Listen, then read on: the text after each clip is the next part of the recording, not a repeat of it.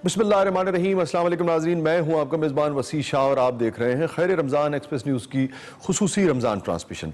नाज़रीन गिरामी, आप जानते हैं कि जब हम वक्त इफ्तार भी और सहर के वक्त भी जब प्रोग्राम का आगाज़ करते हैं तो जो मौजू हमने उलमाए कराम से ख़ास तौर पर खैर आफ़ियत के सेगमेंट में डिस्कस करना होता है या ओवरऑल भी ट्रांसमिशन में जो मौजू हम लेकर चल रहे होते हैं वो प्रोग्राम की इब्तिदा में मैं आपके साथ शेयर कर लेता हूँ। आज नाज़रीन गिरामी एक बड़ा ही अहम मौजू जिसका हम बहुत चर्चा सुनते हैं, हर टेलीविज़न स्क्रीन पर सुनते हैं। एक तरह से आप ये समझिए कि ये फैशन भी बन गया है कि आज़ादी इज़हार जो है साहब वो बहुत अहम है और वो तरक्की के लिए बहुत अहम है, और इसमें कोई शक नहीं, मैं ख़ुद उन लोगों में शामिल हूँ ज़ाती तौर पे। उलमाए कराम की इस पर जो राय होगी यकीनन वो बहुत मुस्तनद होगी और वो मुख्तलिफ भी हो सकती है इससे, लेकिन मैं ज़ाती तौर पे कायल हूँ कि वाक़तन आज़ादी इज़हार जो है और इज़हार की जो यानी कि आज़ादी है, अपनी राय की इज़हार की आज़ादी, वो भरपूर होनी चाहिए। लेकिन कितनी होनी चाहिए, ये शुरू कहाँ से होती है, ये ख़त्म कहाँ पे होती है? फिर ये है कि हम ख़ास तौर पे वेस्ट का जब जिक्र करते हैं तो हम बुनियादी तौर पे हम ये कहते हैं कि भाई वेस्ट ने और वेस्ट वाले भी और हमारे यहाँ भी जो वेस्ट की तारीख़ से वेस्ट से मरूब लोग हैं वो कहते हैं कि जनाब वेस्ट की तरक्की में आज़ादी इज़हार का बहुत अमल दखल है। लेकिन हम देखते हैं कि जब जूस का मामला आता है तो एकदम से वो आज़ादी इज़हार जो है उस पर जनाब कदगनें लगना शुरू हो जाती हैं, उस पर लोग डीसीट होना शुरू हो जाते हैं, वहाँ पर उस पर जो किताबें छपती हैं उन किताबों को आप जनाब मार्केट से उठवा लेते हैं। कोई अगर कोई इसके ऊपर बात करे, कोई सेमिनार करवा दे तो 6-6 7-7 साल के लिए वो जेल चला जाता है। वक्त नहीं है, वरना मैं पूरी तारीख़ के साथ और पूरे तारीख़ी हवालों के साथ आपके साथ शेयर करता, मगर आप जो पढ़ने लिखने वाले लोग हैं वो आशना है कि ऐसा ही होता है। लेकिन बहरहाल इज़हार की जो आज़ादी है उसकी अहमियत से भी इनकार नहीं है। तो अहमियत कितनी होनी चाहिए, कहाँ होनी चाहिए, हमें इस्लाम इस हवाले से क्या रहनुमाई फराहम करता है, और फिर इस्लामी जो मौज़ूआत हैं, इस्लामी जो मामलात हैं उसमें कहाँ कहाँ पे अगर इस्लाम ये कहता है कि इस हवाले से सवाल मत करो। अव्वल तो ये है कि हमें देखना होगा, उलमाए कराम से हम ये पूछेंगे कि कहाँ पर ये जाकर ये बात आती है कि किस मामले में सवाल नहीं करो, और क्या बिल्कुल ही सवाल नहीं करो या सवाल को किस नीयत से करो। ये सारे मामला जो है ये हमारे पेश नज़र रहेंगे। नाज़रीन गिरामी, अहम मौजू है और अहम गुफ्तगू होगी उलमाए कराम से, मगर इस वक्त हुआ चाहता है तिलावत कलाम पाक का और तर्जुमे का, और हमारा सेगमेंट है खैरुल कुरान। औज़ु बिल्लाहि मिनश शैतानिर रजीम। बिस्मिल्लाहिर रहमानिर रहीम।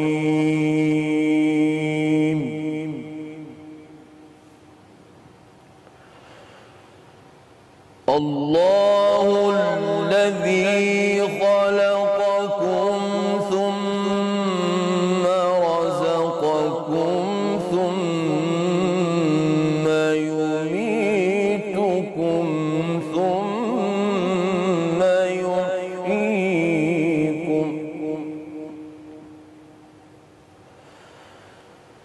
هل من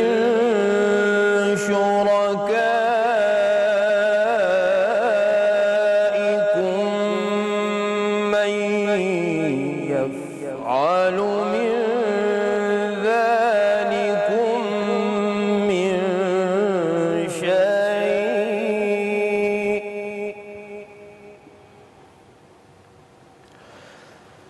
سبحانه وتعالى عما يشركون.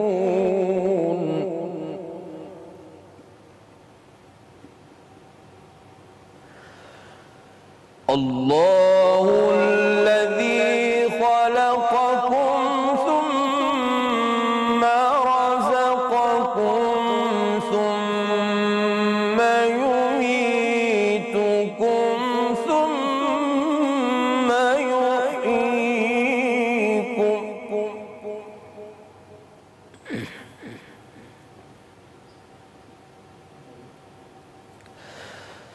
هل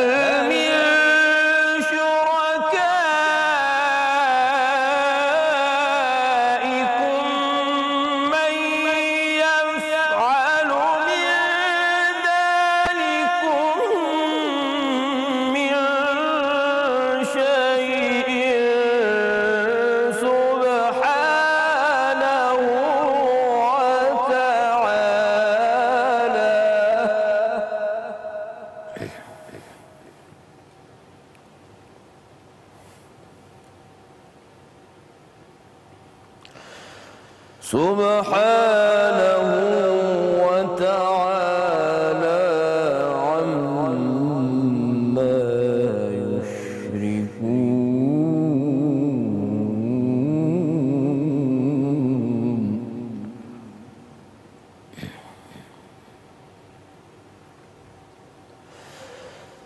هل من شركائكم من يفعل من ذلكم من شيء سبحانه وتعالى عما يشركون.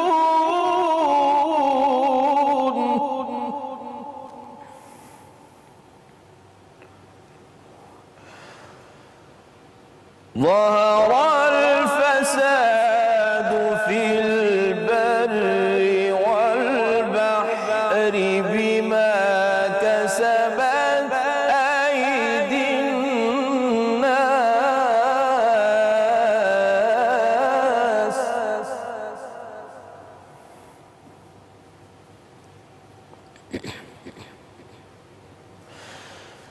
بما كسبت أيدي الناس ليذيقهم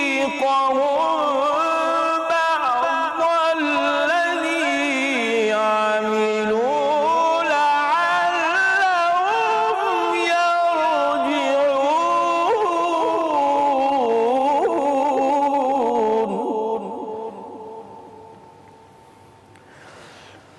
ليذيقهم بعض الذي عملوا لعلهم يرجعون.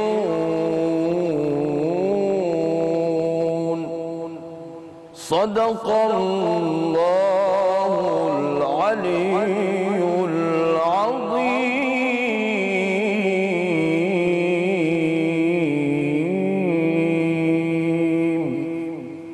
الحمدللہ وکفا وسلام علی عبادہ الذین اصطفیٰ اما بعد فاعوذ باللہ من الشیطان الرجیم بسم اللہ الرحمن الرحیم السلام علیکم ورحمۃ اللہ وبرکاتہ. سامعین اکرام، خواتین و حضرات، سورہ روم کی جو آیتیں آپ کے سامنے پیش کی گئیں اس کے ترجمے اور یوں سمجھیے کہ تشریح کے حوالے سے میں مخاطب ہوں. ان آیات میں اللہ تعالیٰ کی اس قدرت اور یوں سمجھیے کہ اللہ تعالیٰ کی اس طاقت اور اس قدرت کا ہمیں اور آپ کو نمونہ بتایا گیا ہے کہ ہر فیصلہ اللہ نے اپنے ہاتھ میں رکھا ہے. بعض اوقات انسان رزق کی تنگی اور حالات کی پریشانی کی وجہ سے مایوسی کا شکار ہو جاتا ہے، اور مایوسی آپ کو معلوم ہے کہ دین اسلام کے حوالے سے یہ بات واضح ہے کہ مایوسی کو کفر کا درجہ حاصل ہے. اس لیے کہ اللہ تعالیٰ نے فرمایا کہ مومن اور مسلمان یہ سب دنیا اور اس کی ہر شے سے شاید نا امید ہو سکتا ہے، لیکن یہ اپنے رب سے کبھی بھی نا امید نہیں ہو سکتا. چنانچہ حضور اکرم صلی اللہ علیہ وآلہ وسلم نے فرمایا، آپ کے ارشاد پاک میں یہ بات موجود ہے، فرمایا کہ اللہ کی بارگاہ میں وہ شخص اور وہ مومن اور مسلمان سب سے زیادہ پسندیدہ ہے کہ جس سے بار بار گناہ سرزد ہو اور وہ اپنے رب کی بارگاہ میں توبہ کے لیے حاضر ہو جائے. فرمایا وہ شخص اللہ کی بارگاہ میں سب سے پسندیدہ ہے. اس کی ایک مثال عام فہم میں آپ کو سمجھاتا ہوں، شاید میری بات آپ کی سمجھ میں آ جائے. دیکھیے، ایک چھوٹا بچہ جو کہ معصوم ہے، عمر کے جس حصے میں موجود ہے، ناسمجھ ہے، معصوم ہے. ماں اور باپ سے مشفق کوئی ہستی ایسی نہیں ہے کہ جو اولاد کے لیے کوئی شفقت کا درجہ رکھتی ہو سوائے ماں باپ کے. تو ایک باپ اور ایک ماں کی شفقت کا مقام یہ ہے کہ بچہ معصوم جو کہ ایک ابھی گود کا مسافر ہے، وہ اپنی خوشی کے لیے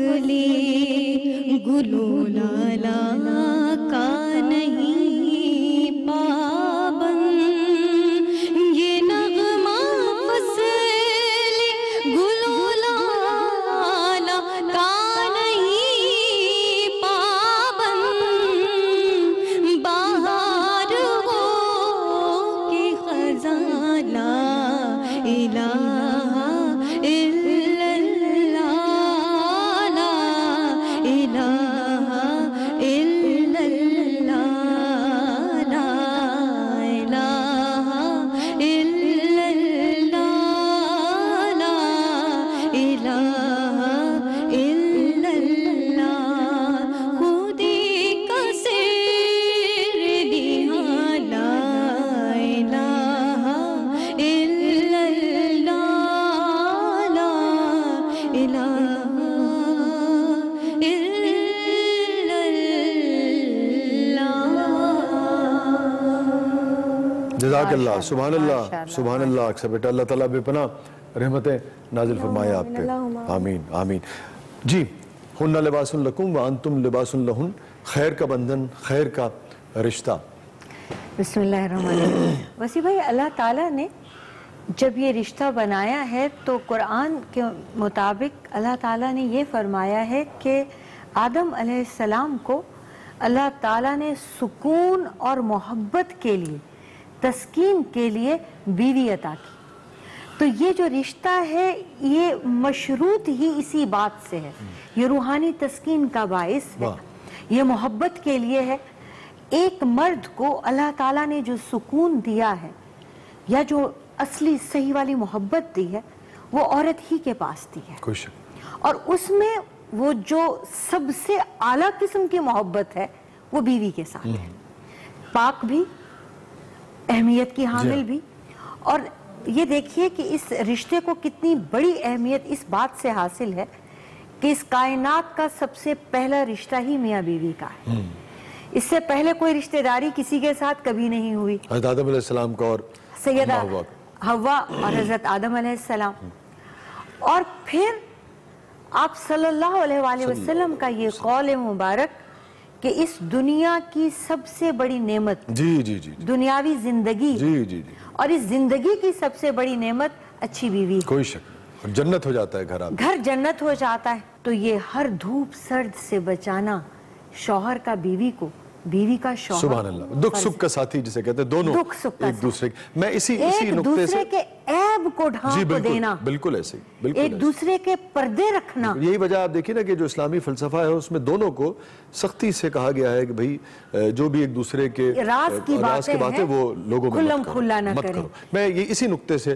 پھر دوبارہ آپ کی طرف آؤں گا۔ میں چاہوں گا کہ چونکہ آپ خاتون بھی ہیں، خاتون خانہ بھی ہیں، خاص طور پہ یعنی کہ اس رشتے کے حوالے سے جو ہماری خواتین ہیں، ہماری مائیں ہیں، بہنیں ہیں، بیٹیاں ہیں، ان کے وہ کس طریقے سے اس رشتے کو مزید خوبصورت بنا سکتی ہیں اور ایکسپیکٹ کیا کرتی ہیں، یعنی کہ ایک نفسیاتی طور پر جسے آپ کہیے کہ روحانی طور پر، اور جو دین اسلام ہمیں رہنمائی دیتا ہے کہ اس طریقے سے تم جب اپنی ازواج کے ساتھ سلوک کرو گے تو ایک خوبصورت رشتہ بنے گا۔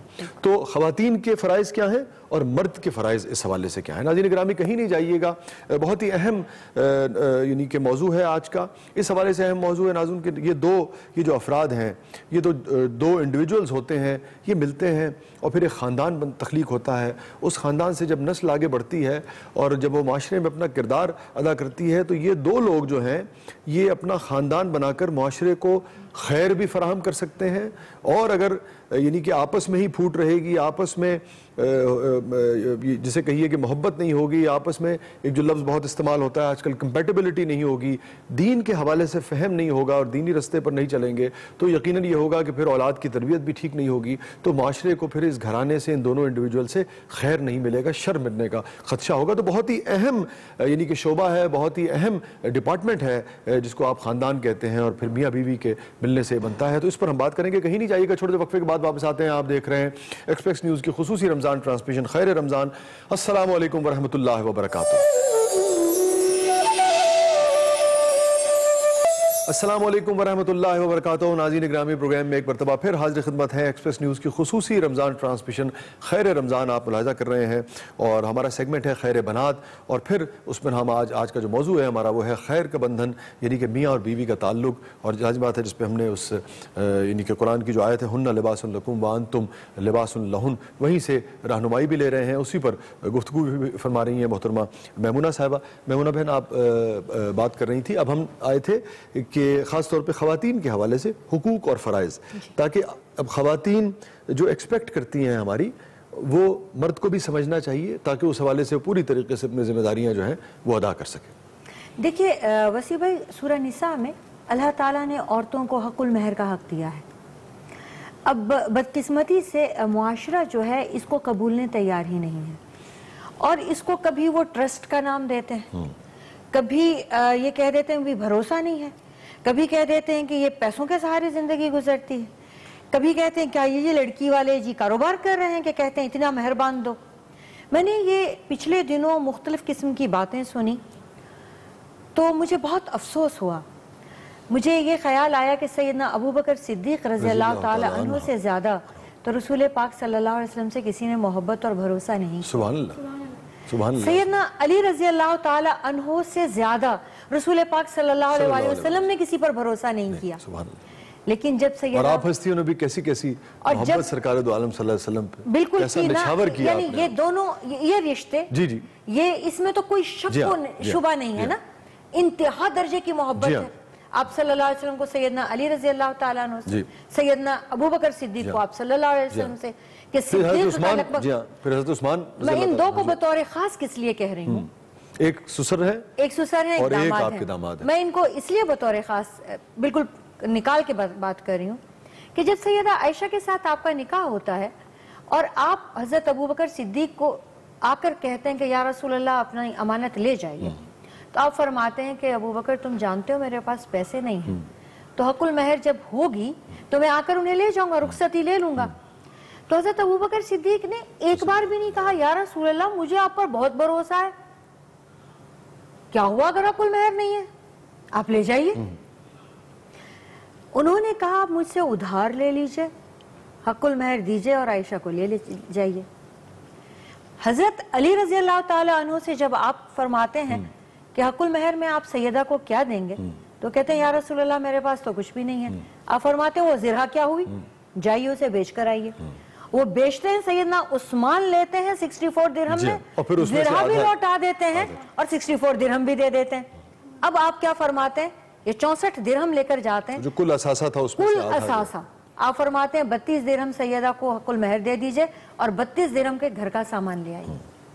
अब एक बार भी आप सल्लल्लाहु अलैहि वसल्लम से सैयदना अली ये इस्तफसार नहीं कर सकते, मुझ पे भरोसा नहीं है, मुझे तो आपने खुद पाला है, क्योंकि ये अल्लाह का हुक्म है और इस पर ना हजरत अबू बकर सिद्दीक ना सैयदना अली मुर्तजा रज़ी अल्लाह ताला अन्हु कि उसने अपना आप आपको सौंपा है, ये उसका गिफ्ट है, इस रिश्ते को कबूल किया है, इसको कबूल किया है, आपको अपने लिए कबूल किया और आप सल्लल्लाहु अलैहि वसल्लम की अज़वाज का महर था और काफी था। मतलब किसी का 400 दिरहम है, किसी का 500 दिरहम है, किसी का और जितना चाहे, बल्कि इतना रखती थी कि सैयदना उमर फारूक को एक बार लिमिट करना पड़ा और एक औरत ने खड़े होकर कहा जब अल्लाह ताला ने इसकी हद मुकर्रर नहीं की तो आप मत कीजिए।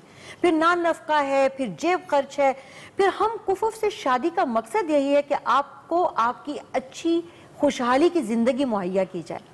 उसके बाद इसी तरह से बीवी पर फराइज है, इताअत और फरमाबरदारी, जैसे आप सल्लल्लाहु अलैहि वसल्लम ने फरमाया कि शौहर देखे और खुश हो जाए, यानी आपकी थकन उतर जाए बीवी को देखकर। मतलब क्या है कि अगर वो थका हारा आया है तो आप वावेल करने की बजाय उसका इस्तेकबाल करें। मैं बिल्कुल आपकी इजाज़त से मैं ये गुजारिश कर दूं कि इसका ताल्लुक जो है वो यकीनन आपकी पसंद से भी है, मगर इसका ताल्लुक ज़ाहिरी हुस्न से कतई नहीं है। बिल्कुल अगर है भी तो असल चीज़ तो लाज़िम बात है कि जो आपकी सीरत है, जैसे आपने कहा कि भाई इस कदर नरमी से, इस कदर मोहब्बत से, इस कदर आप कंसर्न के साथ आप अपने शौहर के साथ या शौहर बीवी के साथ वो आए कि आपको आपकी तमाम थकन जो है वो उतर जाए, कि एक साथी जो है दुख सुख का वो आपका मुंतज़िर है घर में।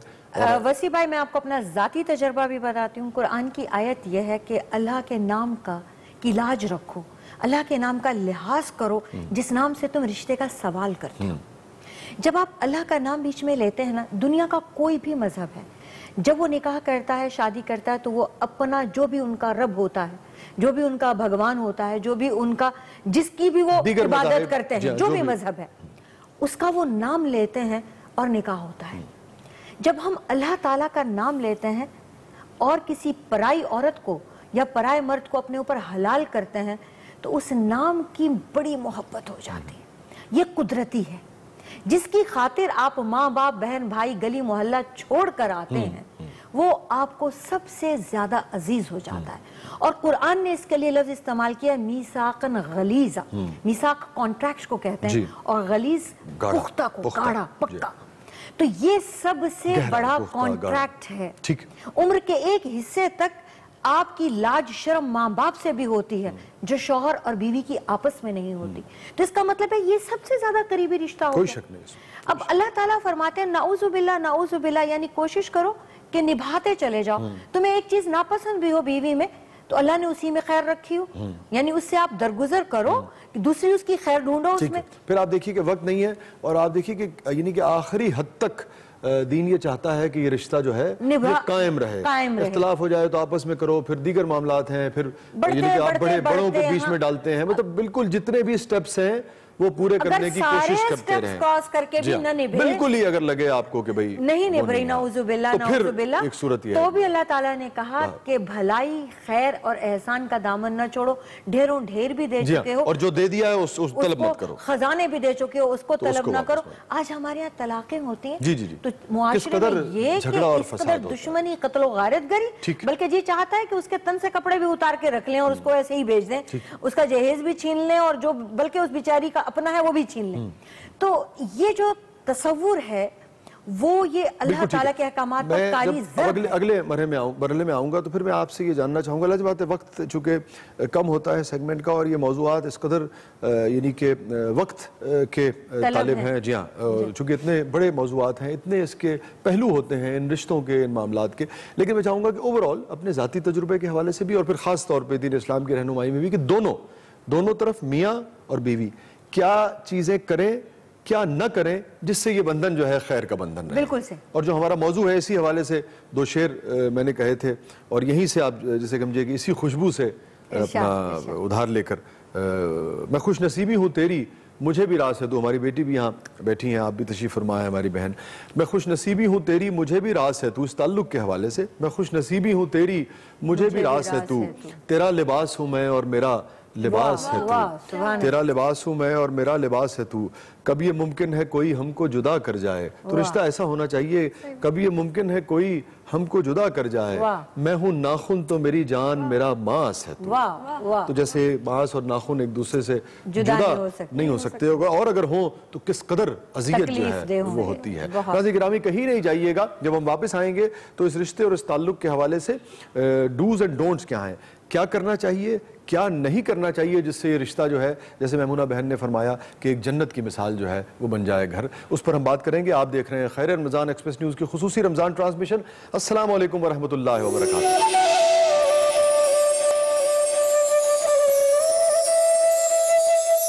السلام علیکم ورحمۃ اللہ وبرکاتہ۔ ناظرین گرامی پروگرام میں دوبارہ حاضر خدمت ہیں، ہمارے ساتھ موجود ہیں اقصیٰ عبدالحق صاحبہ، ہمارے ساتھ موجود ہیں ڈاکٹر میمونہ صاحبہ، اور میں چاہوں گا کہ ذرا اقصیٰ بیٹی کی طرف ہم بڑھتے ہیں کچھ سن کر، پھر میں پروگرام کے اگلے اور آخری مرحلے میں جو ہمارا موضوع ہے خیر کا بندھن یعنی میاں اور بیوی کا تعلق اور دین اسلام کی رہنمائی اور ہدایت کی روشنی میں، اس کا جو ہم جس سیگمنٹ جو آخری اس کا حصہ تھا کہ اس رشتے کو نبھانے کے لیے، چنانے کے لیے، خوبصورت ترین بنانے کے لیے کیا کرنا چاہیے اور کس چیز سے گریز کرنا چاہیے، دونوں کو، مرد کو بھی عورت کو بھی، اس پر ہم میمونہ بہن کی چاہیں گے کہ روشنی ڈالیں اور رہنمائی فرمائیں۔ مگر بیٹا کیا اس وقت ناظرین کے لیے تیرے ہوتے جنم لیا، سبحان اللہ، حسن بھائی کی زبردست، سبحان اللہ، تیرے ہوتے جنم لیا ہوتا، تیرے ہوتے جنم لیا ہوتا، کوئی مجھ سا نہ دوسرا ہوتا، کوئی مجھ سا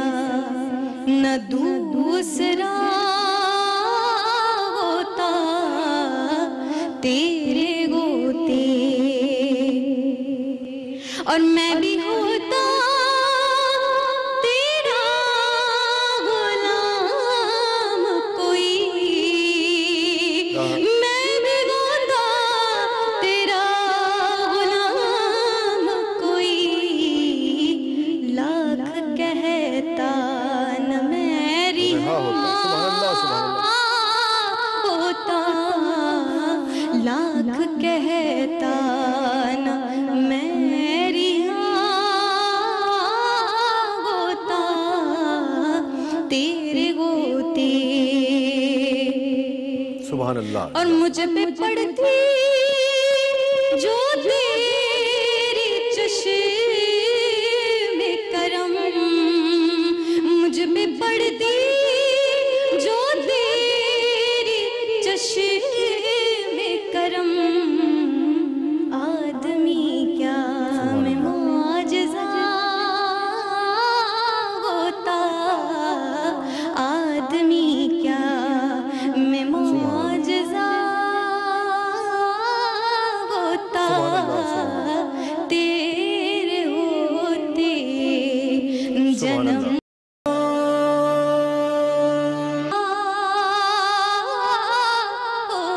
ہوتا، تیرے جزاک اللہ. ہوتے.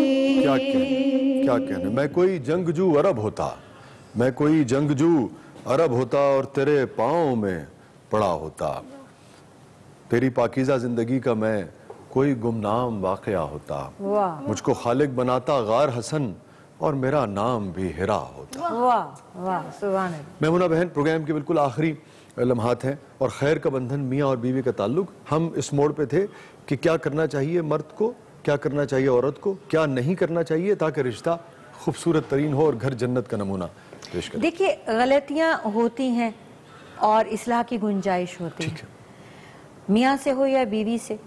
دوسروں کے سامنے ایک دوسرے پر طنز کرنا، ٹوکنا یا زیادتی انسلٹ کرنا، اس سے رشتوں میں دراڑ آتی ہے. ہم نے بزرگوں سے یہ سیکھا ہے اور تجربہ بھی یہی ہے، زندگی محبت کے بغیر بھی گزر سکتی ہے، عزت کے بغیر نہیں. دونوں میاں بیوی کو ایک دوسرے کی عزت اور احترام کرنا چاہیے، دل میں بھی اور زبان پر بھی. پروگرام چونکہ بالکل سے دعا ہو تاکہ جو میاں بیوی کا اور خیر کا بندھن جو ہے یہ قائم رہے، اور جو سرکار دو عالم صلی اللہ علیہ وسلم کی سیرت ہمیں سکھاتی ہے، جو دین ہم سے تقاضا کرتا ہے، ایک ایسے گھر کا جس میں میاں اور بیوی جو ہیں وہ جنت کا نمونہ بنے اور ایک ایسی نسل معاشرے کو آگے بھیجے جس سے خیر ہی خیر جو ہے وہ برآمد ہو، جو صدقہ جاریہ ہو. آج آپ کو میں وہ دعا بتاتی ہوں جو ایک بیوی کے کہنے پہ ایک نبی نے اللہ سے حاصل کی.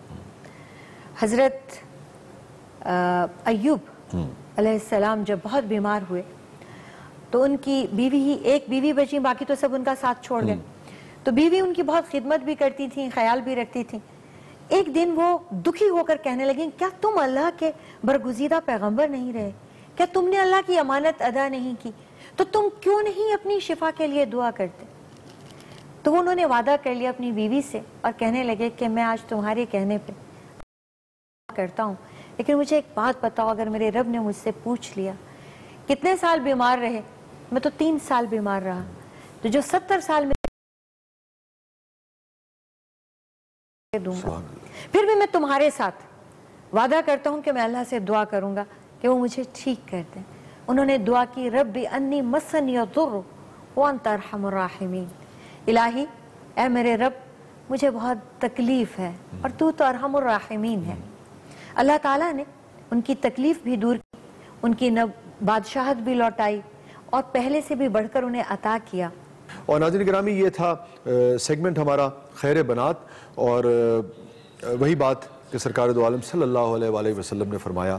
میں تو مرد حضرات کے حوالے سے بات کروں گا، خاص طور پہ جو ذمہ داریاں ہمارے اوپر لاگو ہوتی ہیں اس حوالے سے کہ تم میں سے بہترین وہ ہے جو اپنے گھر والوں کے لیے بہتر ہے. اور ایسے ہی ہے بالکل ایسے سو تم میں جو سے اپنی بہترین وہ بیویوں ہے کے لیے جو اپنے گھر والوں کے لیے، اپنے اہل و عیال کے لیے. اس کا مفہوم یہ ہے کہ بہتر ہے. ہم نے دیکھا ہے اکثر کہ بعض لوگ بہت ہی شفیق ہوتے ہیں، بہت ہی نرم خو ہوتے ہیں، بہت ہی شائستہ مزاج ہوتے ہیں زمانے کے لیے، مگر گھر آتے ہی ایک دم سے ایک خاص طرح کا، جسے عرف عام میں کہتے ہیں کہ گردن میں ایک سریا آ جاتا ہے، تناؤ آ جاتا ہے، بچے ادھر گھس جاتے ہیں، بیگم ادھر تھر تھر کانپنے لگتی ہیں. یہ یقیناً اچھا رویہ نہیں ہے، خود ان کے لیے بھی، ان کے گھر والوں کے لیے بھی. اور پھر جب اس زندگی میں خوبصورت اور نرمی عطا کی گئی ہے تو اس کو جنت بنایا جائے، بجائے یہ کہ اکڑ فوں دکھا کر اور اس کو دوزخ میں خود بخود تبدیل کر دیا جائے. تو انا کو جسے کہتے ہیں نا کہ تج دینا چاہیے، انا کو مار دینا چاہیے. اسی سے رشتے جو ہیں وہ جنم لیتے ہیں اور خوشیاں جو ہیں جنم لیتی ہیں. کہیں نہیں جائیے گا ناظرین گرامی، چھوٹے سے وقفے کے بعد واپس آتے ہیں. آپ دیکھ رہے ہیں ایکسپریس نیوز کی خصوصی رمضان ٹرانسمیشن. خیر رمضان. السلام علیکم ورحمۃ اللہ وبرکاتہ.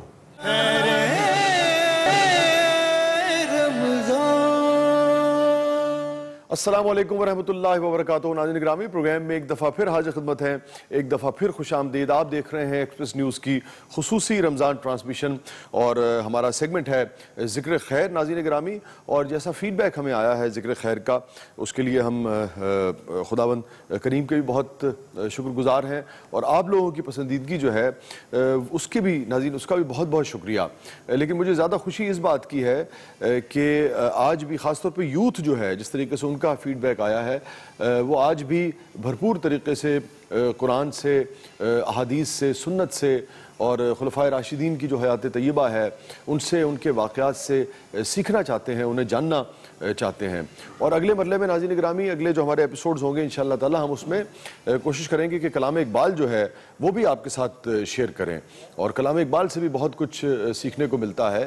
اور اس کے علاوہ بھی جہاں بھی خیر کی بات ہوتی ہے، جہاں بھی، جیسے میں نے پہلے بھی کئی مرتبہ آپ کے ساتھ شیئر کیا ہے کہ علم جو ہے وہ تو مومن کی کھوئی ہوئی میراث ہے، اسلامی فلسفہ ہی یہی ہے، اور جہاں سے اسے ملتا ہے وہاں سے حاصل کر لیتا ہے. اور علم کی اس قدر اہمیت ہے، اسی لیے تو کہا گیا تھا کہ علم حاصل کرو چاہے تمہیں خواہ اس کے لیے چین جانا پڑے. اور اس زمانے میں آپ دیکھیے کہ جو سفر تھا اس حساب سے آپ دیکھیے تو آپ کو اندازہ ہوگا کہ کس قدر طویل سفر تھا. سو کس قدر جد و جہد کا ذکر کیا گیا ہے، کس قدر جد و جہد کی ہدایت کی گئی ہے اگر علم کا حصول پیش نظر ہو.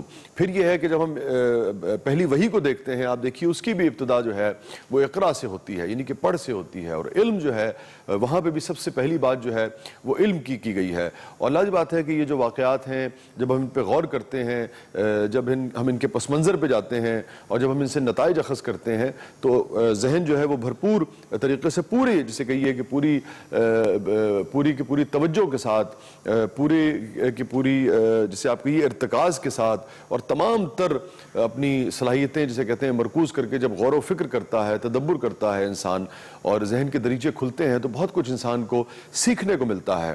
خیر کا پہلو ایک تو خود بخود ہی سامنے آ جاتا ہے ناظرین گرامی. اور اگر بعض اوقات یہ ہوتا ہے کہ جب آپ کسی چیز پہ غور کرتے ہیں تو آپ پہ اپنی غلطیاں جو ہیں، آپ پہ کیا، میرا مطلب ہے کہ ہم سب پہ ہی اپنی غلطیاں جو ہیں وہ بھی آشکار ہوتی ہیں، اور پھر ہم ان غلطیوں سے بھی سیکھتے ہیں. بلکہ سب سے زیادہ سیکھنے والا شخصی وہ ہوتا ہے جو اپنی غلطیوں سے سیکھتا ہے. دیکھیے مجھے پھر یاد آ گیا، سرکار دو عالم صلی اللہ علیہ وآلہ وسلم نے ارشاد فرمایا، اللہ تعالیٰ کا بھی شمار فرمایا، حدیث شریف ہی ہے یقیناً، کہ مومن ایک سوراخ سے 2 مرتبہ نہیں ڈسا جاتا.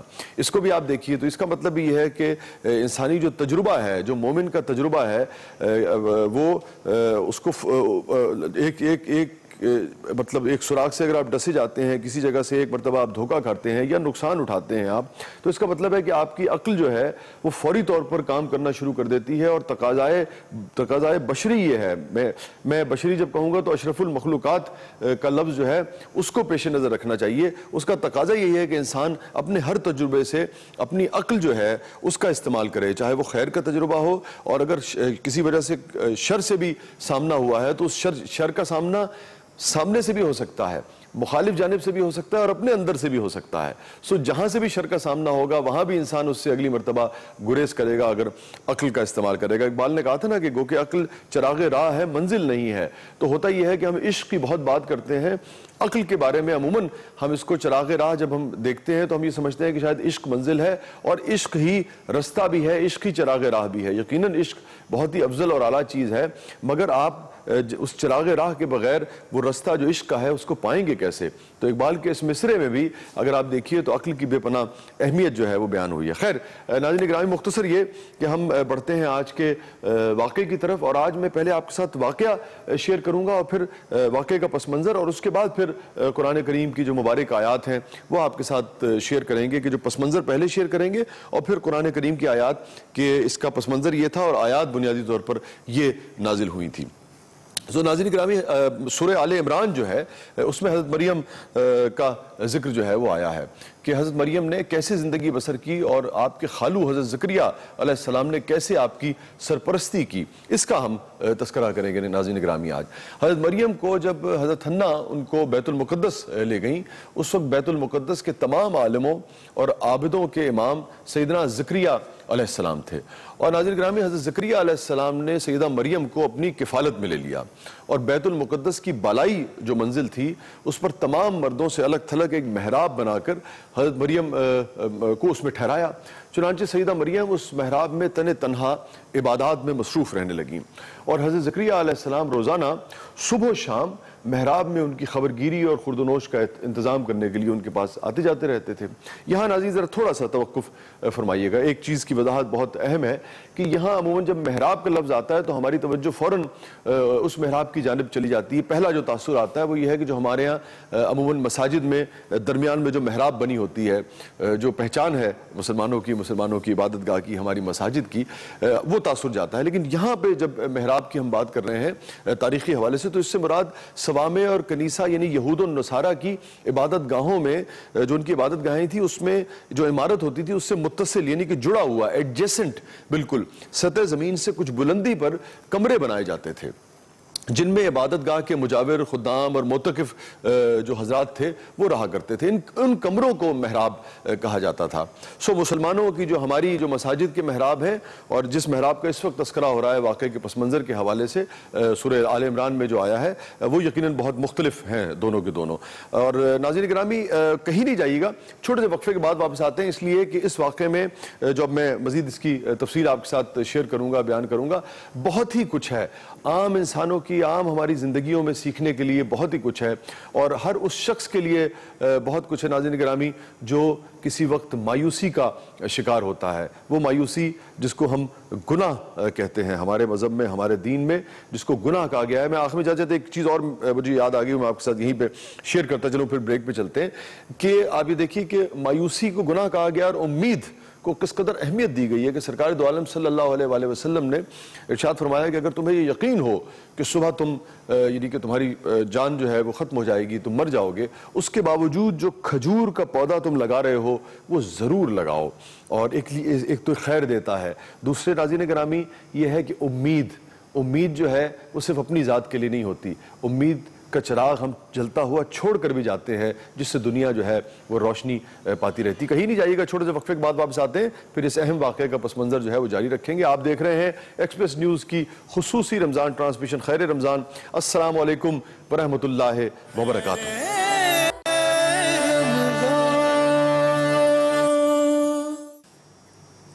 अस्सलामु अलैकुम वरहमतुल्लाहि वबरकातुहू। नाज़रीन ग्रामी, प्रोग्राम में एक दफ़ा फिर हाजिर खिदमत हैं। आप देख रहे हैं एक्सप्रेस न्यूज़ की खुसूसी रमज़ान ट्रांसमिशन खैर रमज़ान।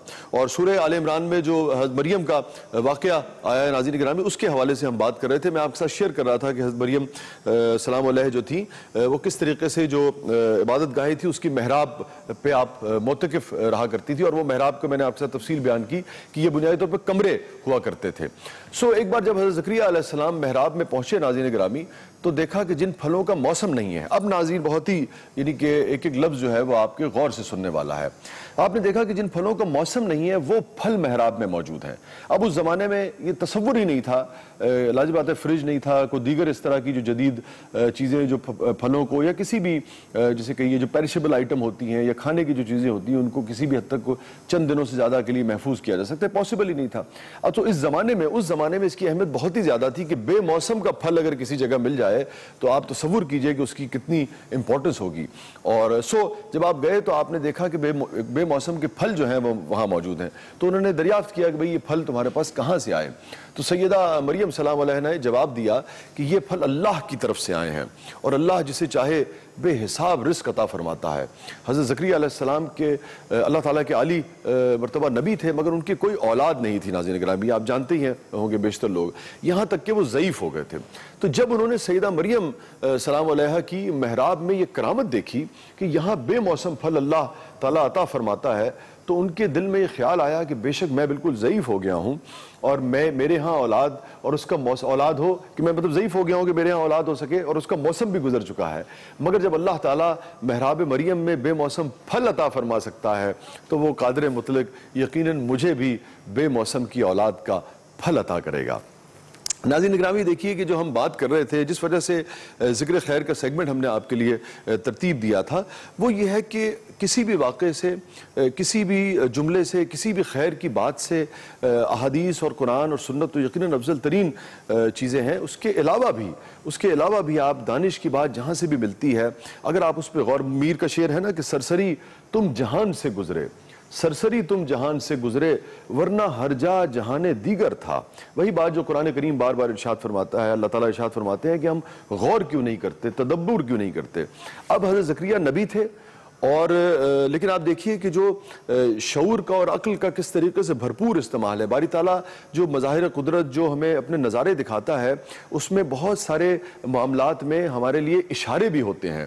تو آپ دیکھیے کہ حضرت زکریا کو خیال کہاں سے آیا؟ اس بے موسم کے پھل کے عطا ہونے سے خیال آیا کہ جب یہ ہو سکتا ہے تو میں اگر بزرگی کی طرف بھی آ گیا ہوں، ضعیف بھی ہو گیا ہوں، تو میرے ہاں اولاد کیوں نہیں ہو سکتی؟ تو ایک امید جو ہے آپ دیکھیے وہ کیسے روشن ہوئی، ایک رستہ جو ہے وہ کیسے روشن ہوا، ایک کرن جو ہے امید کی وہ کیسے پھوٹی، اور پھر جب اس کرن کی امید کے پیچھے انسان سفر شروع کرتا ہے، ناظرین عام انسان کی بات ہو رہی ہے، تو اس میں سے یقیناً خیر کا نتیجہ جو ہے وہ برآمد ہوتا ہے، اور دنیا میں بھی اور آخرت میں بھی عام انسان جو ہے وہ اسی طریقے سے کامیابی حاصل کرتا ہے۔ مجھے وہ یاد آ رہا ہے واقعہ، اس وقت نہیں ہے، مثلا تیمور کا وہ واقعہ جس میں اس نے چیونٹیوں کو دیکھا تھا کہ وہ اوپر جا رہی تھی، اور اس کو خیال آیا کہ جب یہ بار بار اوپر جا رہی ہیں اور گرتی ہے، پھر چیونٹی اوپر چڑھتی ہے، پھر گرتی ہے، پھر اوپر چڑھتی ہے، تو میں انسان ہو کر کس طریقے سے ایک بار اگر شکست مجھے ہو بھی گئی ہے یا وقتی شکست ہوگی تو میں کیسے ہار مان لوں؟ اس نے پورے کی پوری آپ دیکھیے کہ تاریخ کا دھارا جو ہے تیمور کی زندگی میں وہ بدل کر رکھ دیا۔ سو ہر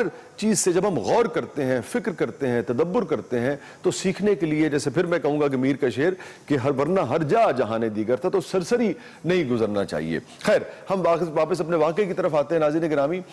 تو پھر جب حضرت زکریا نے یہ دیکھا تو پھر انہوں نے سوچا کہ بے موسم کا جب پھل ہو سکتا ہے تو مجھے اولاد بھی عطا کر سکتا ہے، چنانچہ آپ نے محراب مریم میں ہی اولاد کی دعا مانگی ناظرین گرامی، اور آپ کی دعا بارگاہ رب العزت میں قبول ہوئی، اور اللہ تبارک تعالیٰ نے آپ کو بڑھاپے میں ایک فرزند عطا فرمایا جس کا نام خود اللہ تبارک تعالیٰ نے یحییٰ رکھا، اور اللہ نے حضرت یحییٰ کو نبوت کا شرف بھی عطا فرمایا۔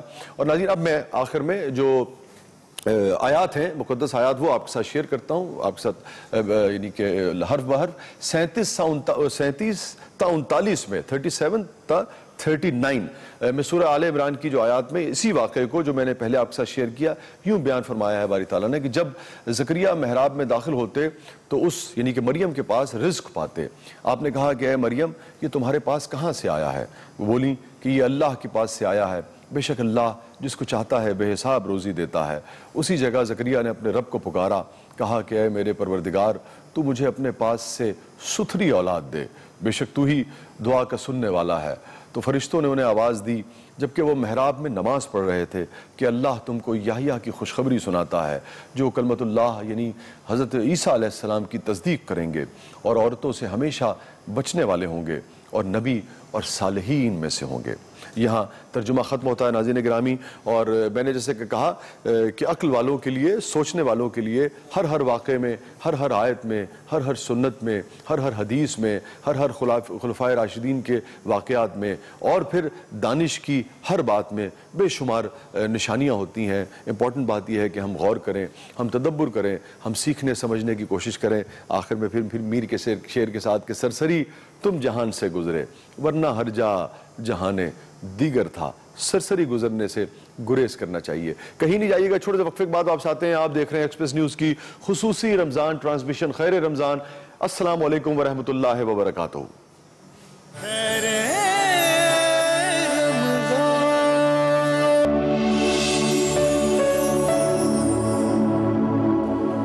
یا رحمت للعالمین صلی اللہ علیہ وآلہ وسلم، یا رحمت للعالمین، الہام جامع ہے تیرا، الہام جامع ہے تیرا، قرآن امامہ ہے تیرا، ممبر تیرا عرش بری، ممبر تیرا عرش بری، ایسا کوئی محبوب نہ ہوگا نہ کہیں ہے، ایسا کوئی محبوب نہ ہوگا نہ کہیں ہے، بیٹھا ہے چٹائی پہ مگر عرش نشیں ہے، بیٹھا ہے چٹائی پہ مگر عرش نشیں ہے، ملتا نہیں کیا کیا دو جہاں کو تیرے در سے، ملتا نہیں کیا کیا دو جہاں کو تیرے در سے، ایک لفظ نہیں ہے کہ تیرے لب پہ نہیں ہے، یا رحمت للعالمین، الہام جامع ہے تیرا، قرآن امامہ ہے تیرا، ممبر تیرا عرش بری، یا رحمت للعالمین، یا رحمت للعالمین صلی اللہ علیہ وآلہ وسلم۔ ناظرین گرامی، ہمارا سیگمنٹ ہے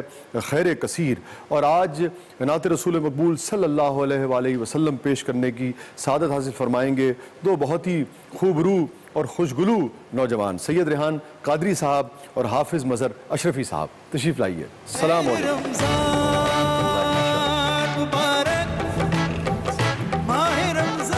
نور کی محفل میں جناب نورانی چہرے جو ہیں وہ آج آ گئے، سبحان اللہ۔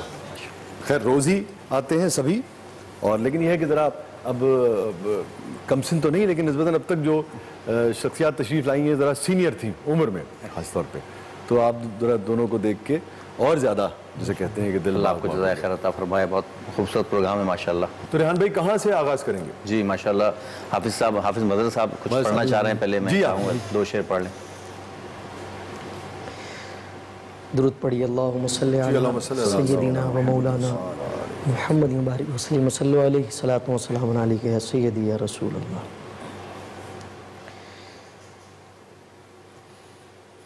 آپ سا دونوں جہاں میں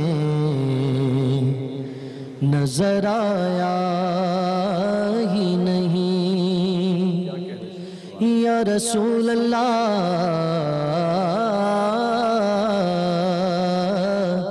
آپ سا دونوں جہاں میں نظر آیا ہی نہیں، آپ نے جب سے نوازا ہے مجھے شاہ امم، میں نے دامن کسی چوکھٹ پہ بچھایا ہی نہیں۔ اور حافظ صاحب پھر بچھانے کی ضرورت کیا ہے؟ کسی کو حالات کیوں بتائیں، کسی کو حالات کیوں بتائیں، کسی کا احسان کیوں اٹھائیں، تم ہی سے مانگیں گے تم ہی دو گے، تمہارے در سے ہی لو لگی ہے، یہ سب تمہارا کرم ماشاءاللہ جناب۔ اور جو پروگرام آپ کا خیر کثیر، بہت خوبصورت عنوان ماشاءاللہ، اللہ تعالیٰ سب کو خیر کثیر عطا فرمائے۔ جی جی آمین۔ مظہر بھائی نے جو ماحول بنا دیا اس کو میں کوشش کر رہا ہوں آگے، وہ ادھر آئیے نا، وہ جیسے میرے سرکار ہے ایسا نہیں، کیا کہہ اب میری نگاہوں میں جچتا نہیں کوئی،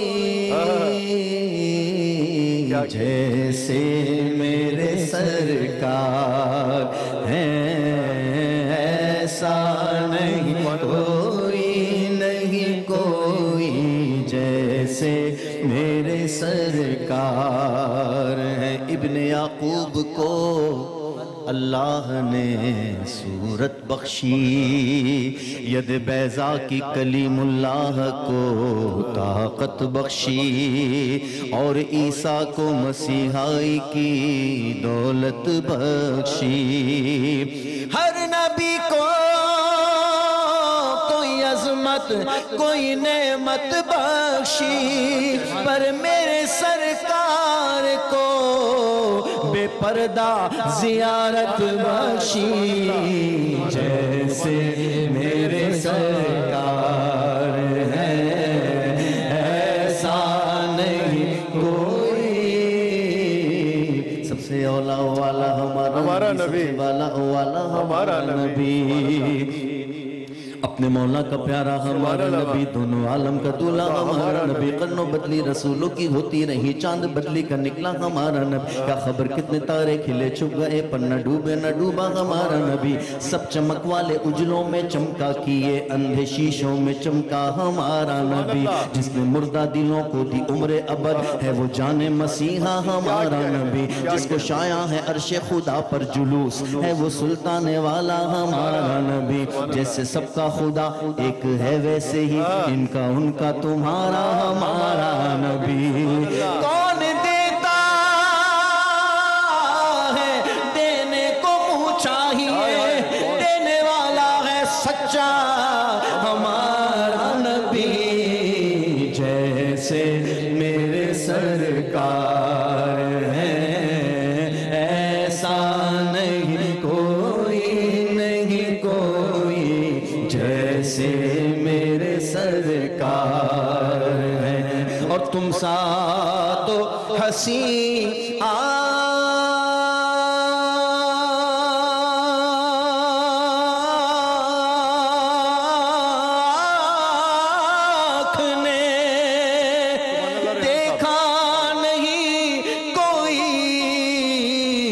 سا تو حسین آنکھ نے دیکھا نہیں کوئی، ارے یہ شان لطافت ہے کہ سایہ نہیں کوئی، نہیں کوئی، یہ شان لطافت ہے کہ سایہ نہیں کوئی، اور آپ دیکھیے کہ کردار کا سایہ سارے عالم پہ ہے، یہی بات ہے، کردار کا سایہ سارے عالم پہ، تو ہے سایہ نور کا ہر عضو ٹکڑا نور کا، سائے کا سایہ نہ ہوتا ہے نہ سایہ نور کا، پورے قد سے جو کھڑا ہوں تو یہ تیرا ہے کرم، مجھ کو گرنے نہیں دیتا ہے سہارا تیرا، ارے لوگ کہتے ہیں کہ سایہ تیرے پیکر کا نہ تھا، میں یہ کہتا ہوں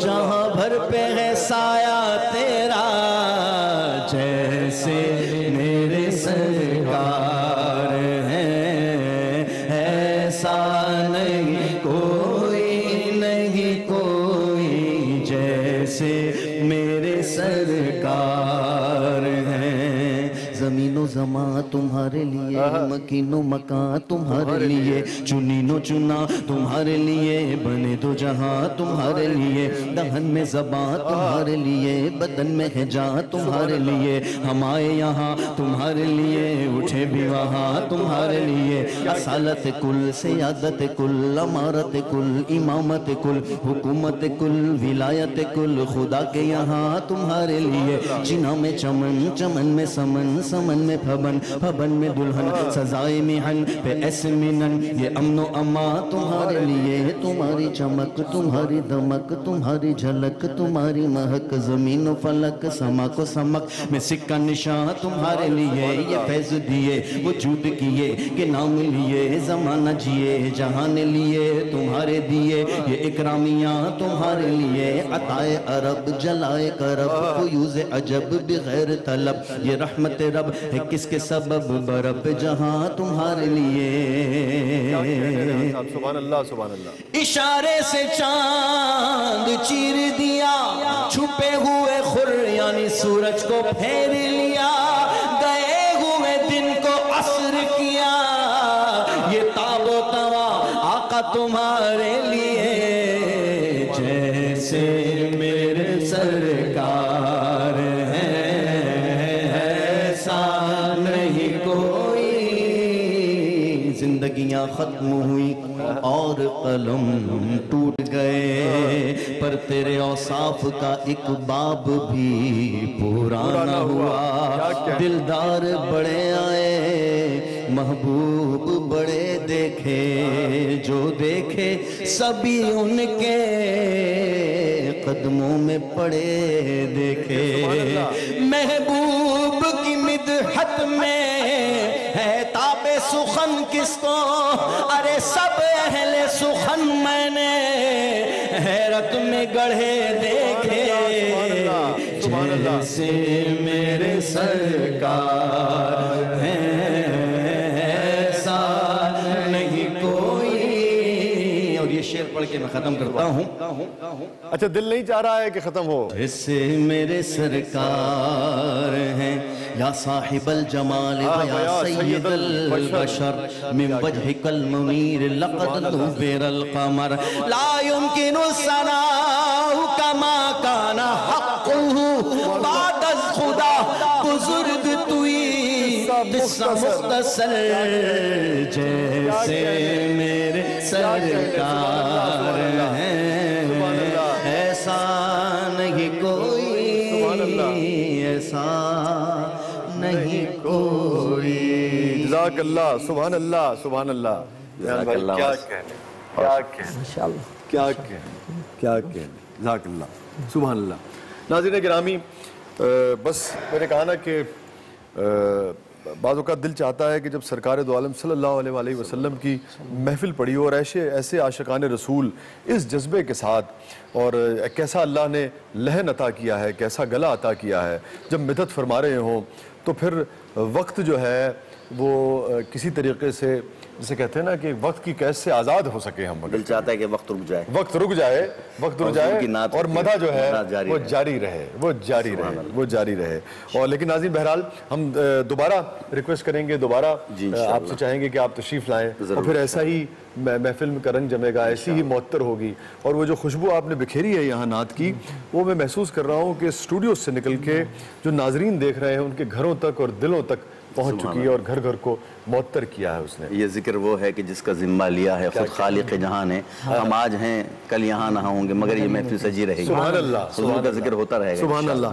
ورق تمام ہوئے پھر بھی مدح باقی. اللہ اللہ. پھر بھی مدح باقی. ناظرین کہیں نہیں جائیے گا, چھوٹے سے وقفے کے بعد واپس آتے ہیں.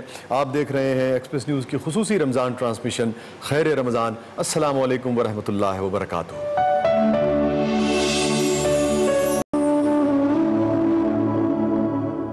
السلام علیکم ورحمۃ اللہ وبرکاتہ. ناظرین گرامی خیر و عافیت ہمارا سیگمنٹ ہے اور آپ دیکھ رہے ہیں ایکسپریس نیوز کی خصوصی رمضان ٹرانسمیشن. ہمارے ساتھ موجود ہیں مولانا حکیم اکبر درس صاحب, ہمارے ساتھ موجود ہیں علامہ قمبر عباس نقوی صاحب. اور کس طرح کی آزادی جو ہے وہ اسلام جو ہے وہ ہمیں دیتا ہے رائے کے حوالے سے, اور کہاں پہ قدغن لگاتا ہے, کیوں قدغن لگاتا ہے. بات علامہ صاحب بڑے اہم نقطے پہ کر رہے تھے کہ اسلام جو ہے وہ پسند کرتا ہے, ذات باری جو ہے باری تعالیٰ جو ہے وہ پسند کرتی ہے عقل والوں کو. میں نے اس پہ گزارش کی تھی اور میں سمجھنا بھی چاہوں گا کہ کیا اگر کوئی کم عقل ہے تو پھر وہ اس درجے پہ پہنچ سکتا ہے کہ پسندیدگی کے درجے پہ فائز ہو جائے. علامہ صاحب یہ بھی اور پھر جو آپ بیان فرما رہے تھے. دیکھیے بات یہ ہے کہ امام موسیٰ کاظم موسیٰ ابن جعفر علیہ السلام فرزند رسول کی ایک تعلیمات کی روشنی میں آپ کو ایک بات بتاؤں جو انہوں نے لائیو چیزیں بتائیں. دیکھیے عقل جو ہے اس میں نہ اضافہ ہوتا نہ کمی ہوتی ہے. اچھا ٹھیک ہے. عقل ہر انسان کو عطا کی گئی. ٹھیک ہو گیا. ٹھیک ہے. عقل سب کے پاس. اور مجھے وہ صوفیاء کا وہ یاد آ گیا کہ وہ سورج کی طرح جتنا آتا ہے اتنا ہی ڈوب جاتا ہے, چاند کی طرح نہیں ہے. عقل ہر آدمی کو اللہ نے عطا کی ہے. ٹھیک ہے. اور جتنی ہے اتنی ہی رہے گی. جی عقل ہر انسان کو, یہ عدل الہی کا تقاضا ہے. سبحان اللہ. اگر وہ آپ کو کم اور مجھے زیادہ دے دے تو یہ عدل الہی پر حرف ہے. ٹھیک ہے. مالک کیوں مجھے کم دے رہا ہے اور ان کو زیادہ کیوں دے رہا ہے. لہذا عقل انسانی جو ہے وہ اللہ کی تخلیق ہے اور اس نے اپنی مخلوق کو جو ہے نا وہ عطا کی ہے. پھر ہمیں یہ جو تھوڑا بہت فرق نظر آتا ہے میں عرض کر رہا ہوں, تھوڑا سا مجھے آگے چلنے دیں. تو پہلے تو اس فلسفے کو, اس بات کو سمجھ لیں کہ دنیا یہ سمجھتی ہے کہ عقل میں اضافہ ہوتا ہے. عقل میں نہیں ہے. ہر چیز کو, دنیا کی ہر مخلوق کے پاس اپنی عقل موجود ہے. حیوانات کے پاس اور حیوان ناطق کے پاس, دونوں کے پاس عقلیں ہیں جو اس کی زندگی کی ضروریات ہیں. ٹھیک ہے. اب منزل ہے ارتقاء بشریت کی. ٹھیک ہے. اب مقام ہے ارتقاء انسانیت کا. اگر انسان یہ چاہتا ہے کہ میں اپنے مقام بندگی کو بڑھاؤں, اپنے مقام معراج انسانیت کو بڑھاؤں اور اس منزل کی طرف چلا جاؤں کہ جو اللہ جہاں چاہتا ہے مجھ سے, ٹھیک ہے, تو اس کے لیے پھر ہمیں تفکر کرنا پڑے گا. ٹھیک ہے. ہمیں غور کرنا پڑے گا. ٹھیک ہے. اور جب ہم تفکر و غور کریں گے اور اللہ سے مدد لیں گے تو اللہ کیا کرے گا, اللہ تمہارے شعور کو بلند کر دے. سبحان اللہ. عقل کو نہیں, میں سمجھ گیا, شعور کو, شعور کو بلند کرے. اچھا اگر ہم یہ کہیں عقل کی فہم کو, وہ بھی نہیں, شعور کو. شعور ٹھیک ہے نا. اللہ کہتا ہے کہ جو راہ خدا میں قتل کر دیا جائے خبردار ان کو مردہ مت کرنا. کیوں؟ کیونکہ تم اس کا شعور نہیں, تم شعور نہیں رکھتے. ٹھیک, یعنی اس کا مقصد وہ زندہ ہے, وہ باحیات ہیں, وہ رزق پاتے ہیں, وہ موجود ہیں. المیہ یہ ہے کہ وقت ایسا ہوتا ہے, لیکن یہ نقطہ ضرور مختصر اگر آپ دونوں حضرات سے عقل اور شعور کی ذرا فرق کو تھوڑا سا بیان کر دیجئے تاکہ دیکھنے والوں کو بھی اور مجھ جیسے طالب علم کو بھی. میں بہت کوشش کرتا ہوں کہ عوام الناس کو, لیکن اب یہ معاملہ سادے لفظوں میں, سادے لفظوں میں آپ یوں سمجھ لیجئے کہ شعور کی منزلیں جو ہیں وہ معرفت اور معراج کی منزلیں ہیں جس کو گراہیں اللہ کھولتا ہے. ٹھیک ہے, لیکن وہ اس وقت کھولتا ہے ہدایت کی منزل پر انسان جب آتا ہے جب وہ طلب ہدایت کرتا ہے. سبحان اللہ. تو جب انسان طلب ہدایت کرتا ہے تو وہ شعور کھولتا ہے. وہ جب شعور کھولتا ہے تو آپ کو ہر چیز کی حقیقت نظر آنا شروع ہو جاتی ہے. جو پردے پڑے ہوئے ہوتے ہیں وہ پردے آپ کی نگاہوں سے اٹھنا شروع ہو جاتے ہیں تو آپ کو سمجھ میں آنے لگتا ہے. آپ کسی بھی چیز کو نہیں جانتے, ٹھیک ہے, تو دنیا کیا کرتی ہے, اس کا انکار کرتی ہے. ٹھیک ہے, فلسفہ کیا کہتا ہے, عدم علم عدم وجود پر دلالت نہیں کرتا. بالکل. آپ کا کسی چیز کا نہ جاننا اس کا یہ مطلب نہیں ہے کہ وہ ایگزسٹ نہیں کرتا. درست. تو آپ شعور نہیں رکھتے. ٹھیک ہے, تو جب آپ نہیں جانتے ہیں تو آپ اس کا انکار کر رہے ہیں. یہ ہے جہالت. ٹھیک, یہ ہے لاشعوری. اور جب آپ جان جائیں گے تو آپ اس کا اعتراف کر لیں. سبحان اللہ. عقل اور شعور کیا, اس کے اوپر اگر آپ کچھ اضافہ کرنا چاہیں, اور پھر جو سوال ہم شعور, لاشعور اور تحت شعور. ٹھیک ہے, یہ تین درجے بالکل ایسے ہی. اب شعور کی منزل جو ہے وہ دراصل عشق کی منزل ہے. واہ. اور ڈاکٹر اقبال نے کہا کہ گزر جا عقل سے آگے کہ یہ نور چراغ راہ ہے منزل نہیں ہے. اگر ہم اس کو چراغ راہ سمجھ کے کھڑے ہو جائیں تو وہ راستے کا چراغ ضرور ہے, اس سے روشنی حاصل کرنی چاہیے. لیکن اگر وہ روشنی آپ حاصل نہیں کر رہے تو یہ جو ہے اس کو منزل سمجھ کے وہیں آپ کھڑے ہو گئے تو اس سے کیا ہوتا ہے وہ کہتے کہ بے خطر کود پڑا آتش نمرود میں عشق اور عقل تھی محو تماشائے لب ماوی. تو اس لحاظ سے عقل اور شعور جو ہے ان دونوں کی ہم آہنگی ضروری ہے. یعنی یہ ایک دوسرے سے جدا نہیں کیا جا سکتے. شعور کو مہمیز دیتی ہے عقل, جی مطلب بڑھاوا دیتی ہے, بڑھاوا دیتی ہے. اور شعور جو ہے وہ عقل کے ذریعے سے چلتا ہے اور عقل اس سے رہنمائی کو حاصل کرتی ہے. ٹھیک ہے, تو اس لیے ان دونوں چیزوں کو جو ہے وہ ایک دوسرے کے لیے لازم اور ملزوم گردانا گیا ہے. اور یہی وجہ ہے کہ انسان کو اللہ تعالیٰ نے شعور بھی دیا ہے اور عقل بھی دی ہے. ٹھیک ہے, اور ان دونوں کے درمیان میں ایک حد فاصل پروردگار عالم نے جو ہے وہ قائم کر دی. اور جس سے جتنا علم ہوگا اتنا ہی عقل اور شعور جو ہے وہ روشنی پاتے ہیں اور اس انسان جو ہے اس سے بلندیوں کی منزل. کیا عمدہ گفتگو فرمائی حکیم صاحب آپ نے بھی اور قمر صاحب آپ نے بھی. ناظرین گرامی, یہ جو ہم بھاگتے ہیں بعض اوقات فلسفیانہ گفتگو سے اور بعض اوقات ہم یہ سوچتے ہیں کہ جی تو بوجھل ہو گئی ہے, یہی وہ بات ہے جو علامہ صاحب نے فرمائی اور ادھر حکیم صاحب نے فرمائی کہ یہ ہماری عقل کی وہ کجی ہے جس کی وجہ سے ہم غور نہیں کرتے, تدبر نہیں کرتے اور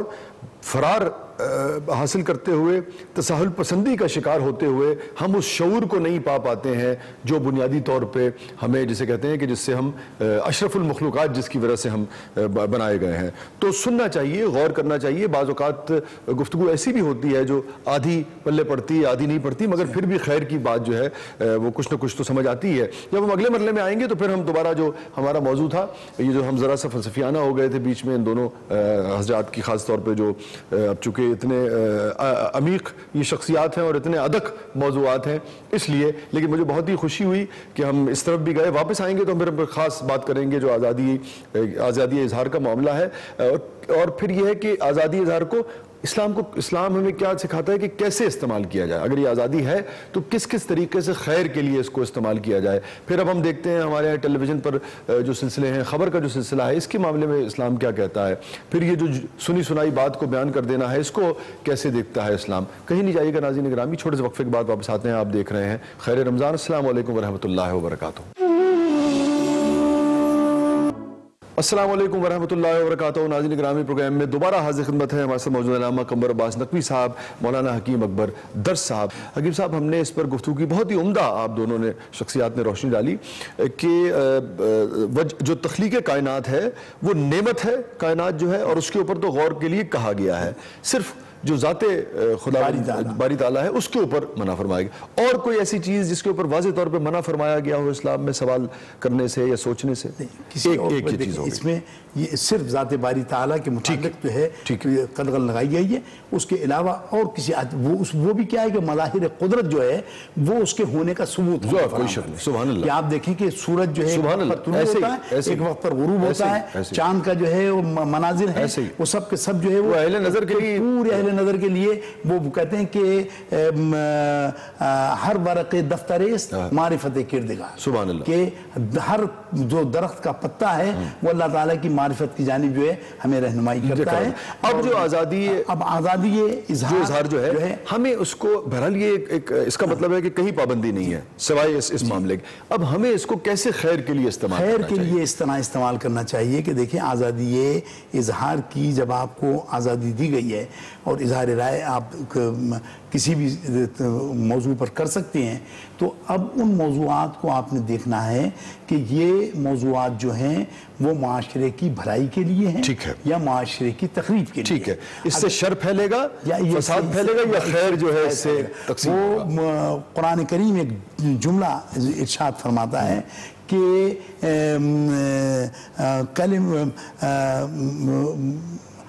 خیر من صدقۃ یتبعها اذى ہے کہ ایک خیر کا کلمہ کہہ دینا, سبحان اللہ, یہ اس صدقے سے بہتر ہے کہ جو جس سے ایذا پہنچائی جائے, جس سے تکلیف پہنچائی جائے. تو اب اللہ تعالیٰ کے کلمات کو جب آپ پیش کرتے ہیں تو ان میں بھی جو ہے وہ اس کو پروردگار نے کہا کہ ادعو الی سبیل ربک بالحکمت والموعظۃ الحسنہ وجادلہم باللتی ہی احسن, کہ اللہ کی راہ میں بھی اگر تم لوگوں کو بلاؤ تو ادعو الی سبیل ربک بالحکمہ, دانائی کے ساتھ, والموعظۃ الحسنہ, اور اچھی نصیحت کے ساتھ, وجادلہم, اگر تمہارا بحث و مباحثہ ہو جائے, تمہاری بحث و تمیز ہو جائے تو ہی احسن, اس کو بھی جھگڑے کا پہلو نہ بناؤ بلکہ خوش اسلوبی سے نمٹاؤ.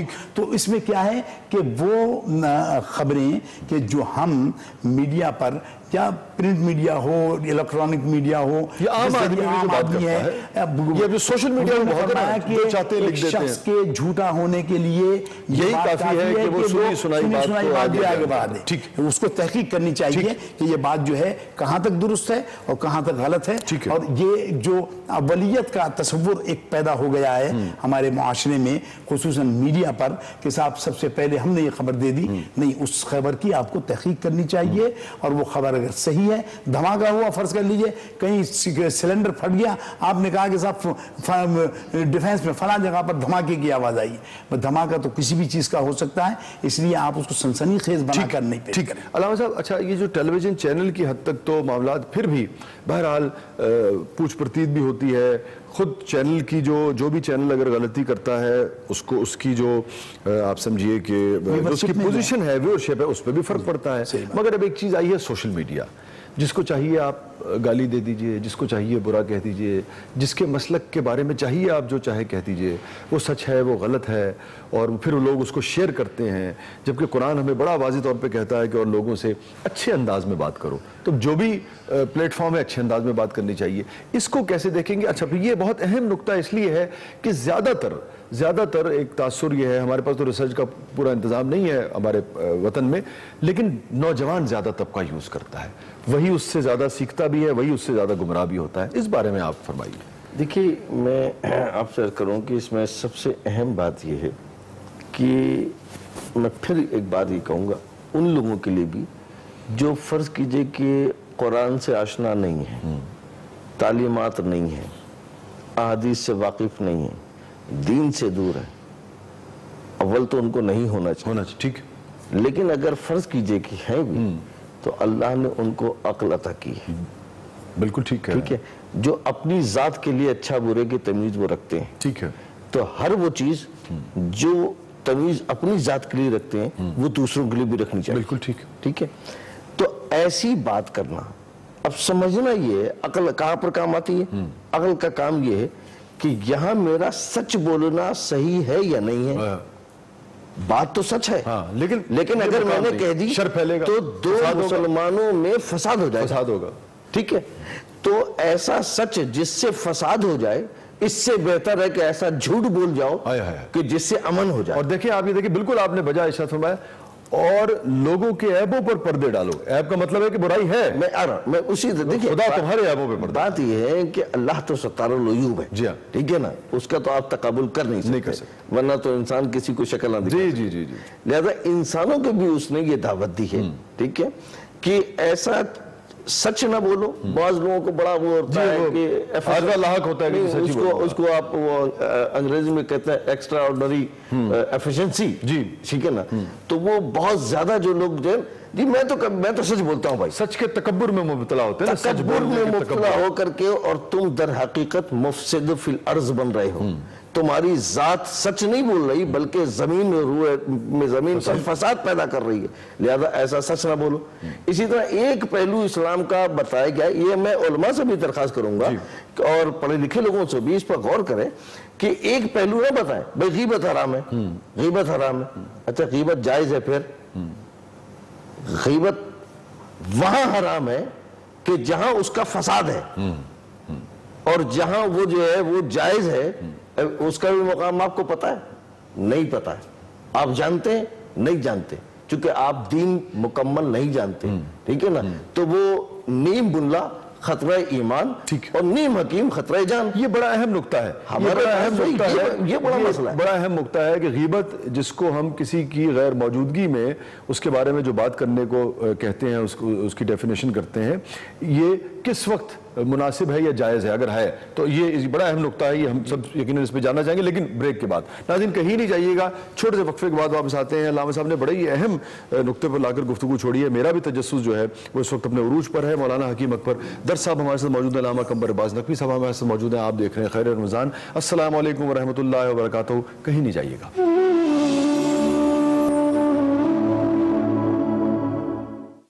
السلام علیکم ورحمۃ اللہ وبرکاتہ، ناظرین گرامی، پروگرام میں دوبارہ حاضر خدمت ہے۔ ہمارے ساتھ موجود ہیں مولانا حکیم اکبر درس صاحب، ہمارے ساتھ موجود ہیں علامہ قمر عباس نقوی صاحب، اور علامہ صاحب بڑا ایک اہم نقطہ بیان فرما رہے تھے، پیچھے سے ایک آدھ جملے جوڑ لیجئے تاکہ جو نئے ناظرین اگر جوائن کیا انہوں نے تو وہ بھی اس نقطے تک پہنچے۔ بہت ہی اہم نقطہ ہے اور بہت ہی مختلف بھی ہے۔ ہمیں جو ہے اللہ کی جو نعمت ہمیں عقل عطا کی اللہ نے، ہم نے اس کو سامنے رکھنا ہے، ٹھیک ہے، اور ہم نے یہ دیکھنا ہے کہ کیا بات ہمیں کرنی ہے اور کیا نہیں کرنی، ٹھیک ہے، اور غیبت پہ آپ بات کر رہے ہیں اس وقت، تو ایسا سچ جس سے فساد ہو جائے تو اس سے بہتر ہے جھوٹ بول جاؤ تاکہ لوگوں میں امن قائم ہو جائے، یا خاموش رہ جاؤ، نہیں، آپ کو اس کی تعریف کر جائیں تاکہ مومن کے دل سے قدرت نکل جائے اور اس کی محبت بڑھ جائے، ٹھیک ہے نا، تو اس کو جھوٹ نہیں کہتے، اس کو جھوٹ نہیں کہتے، اس کو کہتے ہیں ایسی عبادت کہ جو اجتماع میں جو ہے نا وہ محبت اور امن قائم کرتی، ٹھیک ہے۔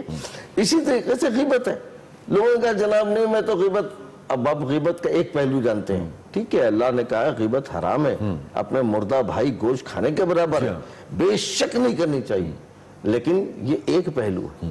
دوسرا پہلو کیا ہے کہ غیبت جائز ہے، کہاں پر جائز ہے اس کو مورد کو سمجھنا ہے۔ اب آپ پھر اپنی عقل کا استعمال کریں کہ اللہ نے ہمیں وہ شعور عطا کیا، اللہ سے دعا مانگے۔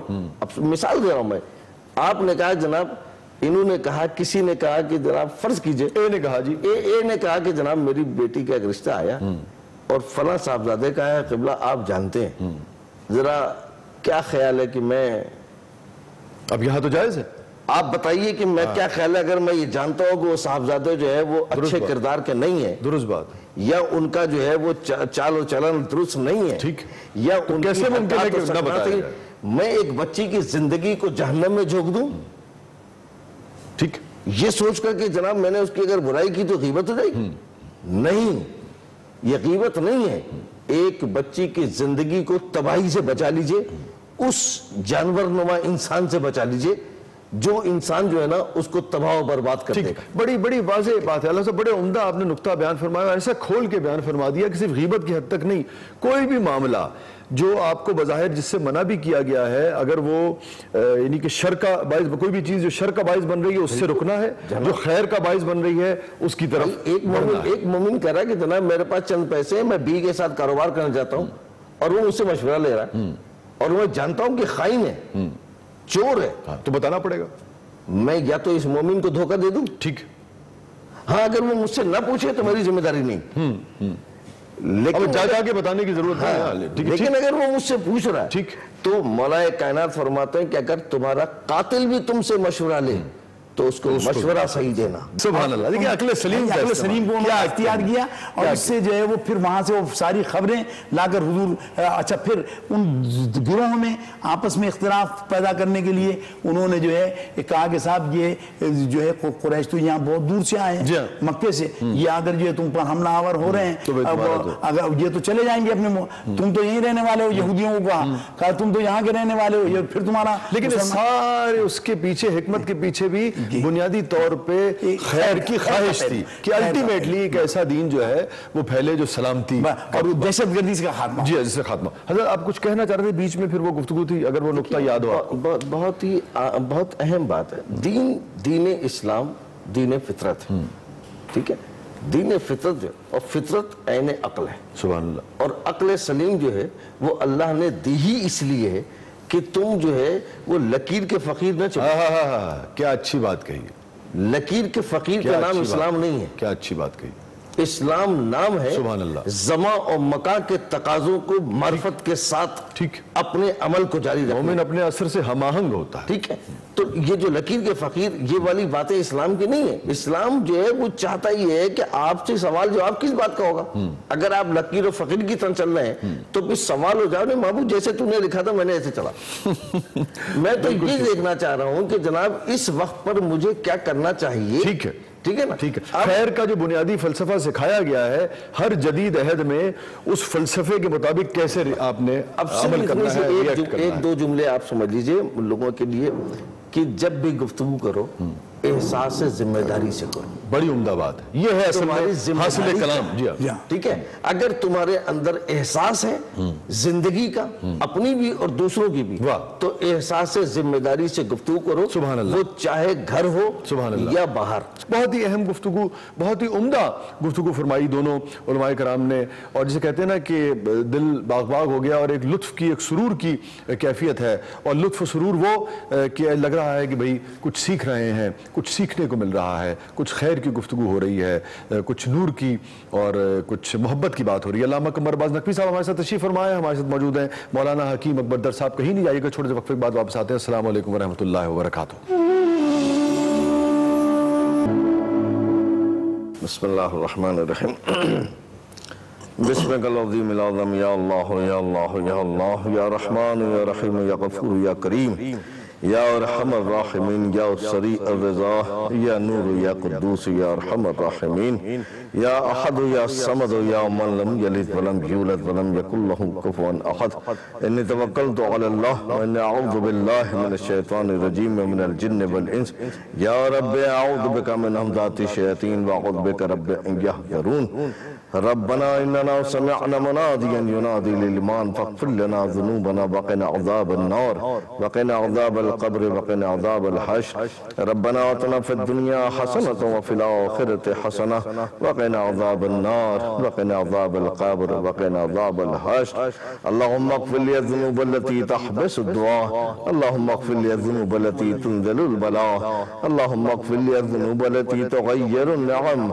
اللهم اغفر لي كل ذنب وأتوب إليه اللهم ارزقنا توفيق طاعتك وبعد المعصية اللهم ارزقنا توفيق طاعتك وبعد المعصية اللهم ارزقنا توفيق طاعتك وبعد المعصية اللهم بحق محمد وآل بیتہ الطیبین الطاہرین المعصومین پروردگارہ ہم سب کی عبادات کو اپنی بارگاہ میں قبول فرما بار الہ ہمیں اپنی عبادات کی توفیق عطا فرما پروردگارہ ہمارے گناہ کبیرہ گناہ صغیرہ کو معاف فرما ہماری خطاؤں کو درگزر فرما بار الہ ہمارے دلوں سے ہر قسم کی برائی کو بغض و حسد و کینہ اور ہر قسم کی برائی کو ہمارے دلوں سے نفرتوں کو دور فرما پروردگارہ تمام مسلمانوں کو آپس میں اتحاد اتفاق و محبت و قوت کی توفیق عطا فرما بار الہ جو بے روزگار ان کو روزگار عطا فرما جو بے اولاد ان کو اولاد صالح عطا فرما جو پریشان حال ان کی پریشانیوں کو دور فرما جو مقروض ان کو قرض ادا کرنے کی توفیق عطا فرما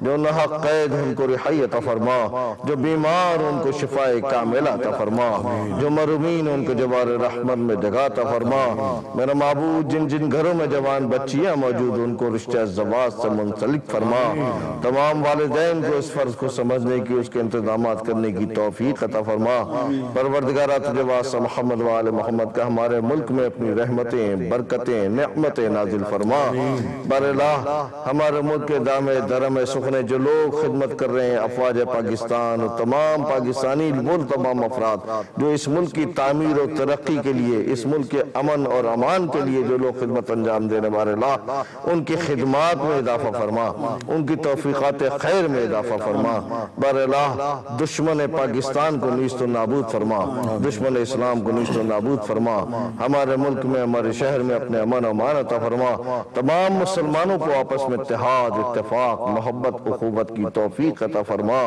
ربنا تقبل منا انک انت السمیع العلیم اللہم رزقنا توفیق طاعتک وبعد المعصیہ یا رب یا رب یا رب یا کریم یا ارحم الراحمین یا سریع الرضا یا مالک کن فیکن یا ارحم الراحمین رب اجعلنی مقیم الصلاة ومن ذریتی ربنا تقبل دعا ربنا تقبل دعا رب ارحمهما كما ربياني صغيرا ربنا اغفر لي ولوالدي وللمؤمنين يوم يقوم الحساب اللهم اغفر للمؤمنين والمؤمنات والمسلمين والمسلمات الأحياء منهم والأموات تابع اللهم بيننا وبينهم بالخيرات إنك مجيب الدعوات إنك على كل شيء قدير إن الله وملائكته يصلون على النبي يا أيها الذين آمنوا صلوا عليه وسلموا تسليما صلى الله عليه وسلم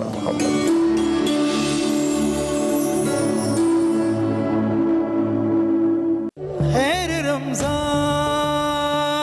مبارک ماہ رمضان مبارک کراچی اور اس کے مضافات میں افطار کا وقت قریب ہے آج ہم موجود ہیں کراچی کے علاقے سندھی ہوٹل میں جہاں افطار کا انتظام کیا گیا ہے ماہ رمضان مبارک خیر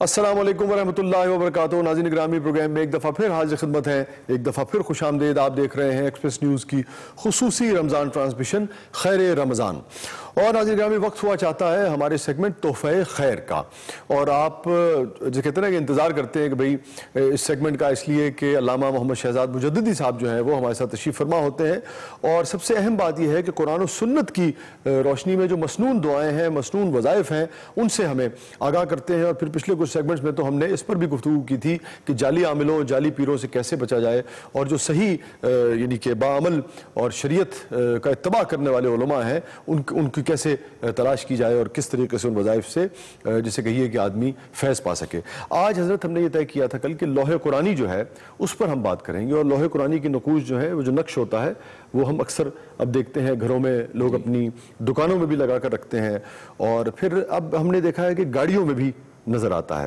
تو یہ تو آ جائے گا معاملہ اس کے ادب آداب کا. میں اس پہ اگلے مرحلے میں آؤں گا. پہلے تو جو حروف ہوتے ہیں اس کے اوپر کچھ آپ فرمائیے, اور پھر اس کی اہمیت جو ہے, مقاصد یوزلی کیا ہے. بہت سارے لوگوں کو میں نے پوچھا کہ کیوں لگایا صاحب آپ نے, تو ان کے پاس اس کا جواب نہیں ہے سوائے اس کے کہ یہ قرآن کے حروف ہیں. ٹھیک ہے. بسم اللہ الرحمن الرحیم. الحمدللہ والصلاة والسلام علی رسول اللہ مولاي صلی وسلم دائما ابدا علی حبیبک خیر الخلق کلہم. حرف کی قوت جو ہے نا جی, تو اس کو سمجھیے کہ اس کی تاثیر نیگیٹو اور پازیٹو دونوں ہوتی ہیں. کوئی شک نہیں. ابو علی سینا جیسا میتھمیشن اور منطق اور طب کا امام, وہ حضرت سیدنا ابو الحسن خرقانی رحمۃ اللہ تعالی علیہ ان کی خدمت میں بیٹھا کرتا تھا.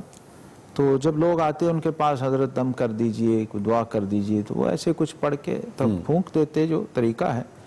تو ابو علی سینا نے ایک دن کہا, کیونکہ وہ ظاہر ہے میڈیکل فیلڈ کا آدمی تھا, تو اس نے کہا حضرت کبھی ایسے بھی بیمار ٹھیک ہوئے ہیں, ہم لوگ لیبارٹریوں میں تجربے کر کے اور جناب مفرد اور مرکبات اور یہ کرتے کرتے عمریں گزر گئیں. عقل ہے محول تماشائے لبے, تو ایسے بھی کبھی بیمار ٹھیک ہوئے ہیں, یہ آپ پڑھ کے کچھ پھونک دیں.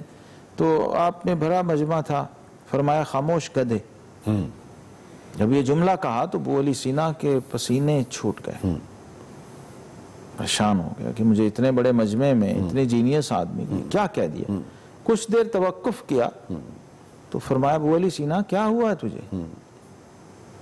یہ گدھے کا نام لیا ہے میں نے, لفظ گدھا کہا, تو اس نے تیرے پسینے چھڑا دیے. تو اس میں ذات باری تعالیٰ اتنی بھی قوت نہیں ہے کہ ایک انسان کے حوال کو بدل سکے, اس میں تغیر پیدا کر سکے. کیا ہستیاں تھیں, کیسا لاجیکل پورا فلسفہ عقدہ جو ہے وہ جو گاؤ ہو جاتا تھا فلسفہ. تو کھول دیا کہ حرف کی قوت, لفظ کی طاقت, سبحان اللہ. اور پھر لفظ کی نسبت اگر ذات باری تعالیٰ سے ہے, حرف کی نسبت ذات باری تعالیٰ سے, تو اس کی پاور کا, اس کی یہ تو انسان نے کہا ہے نا.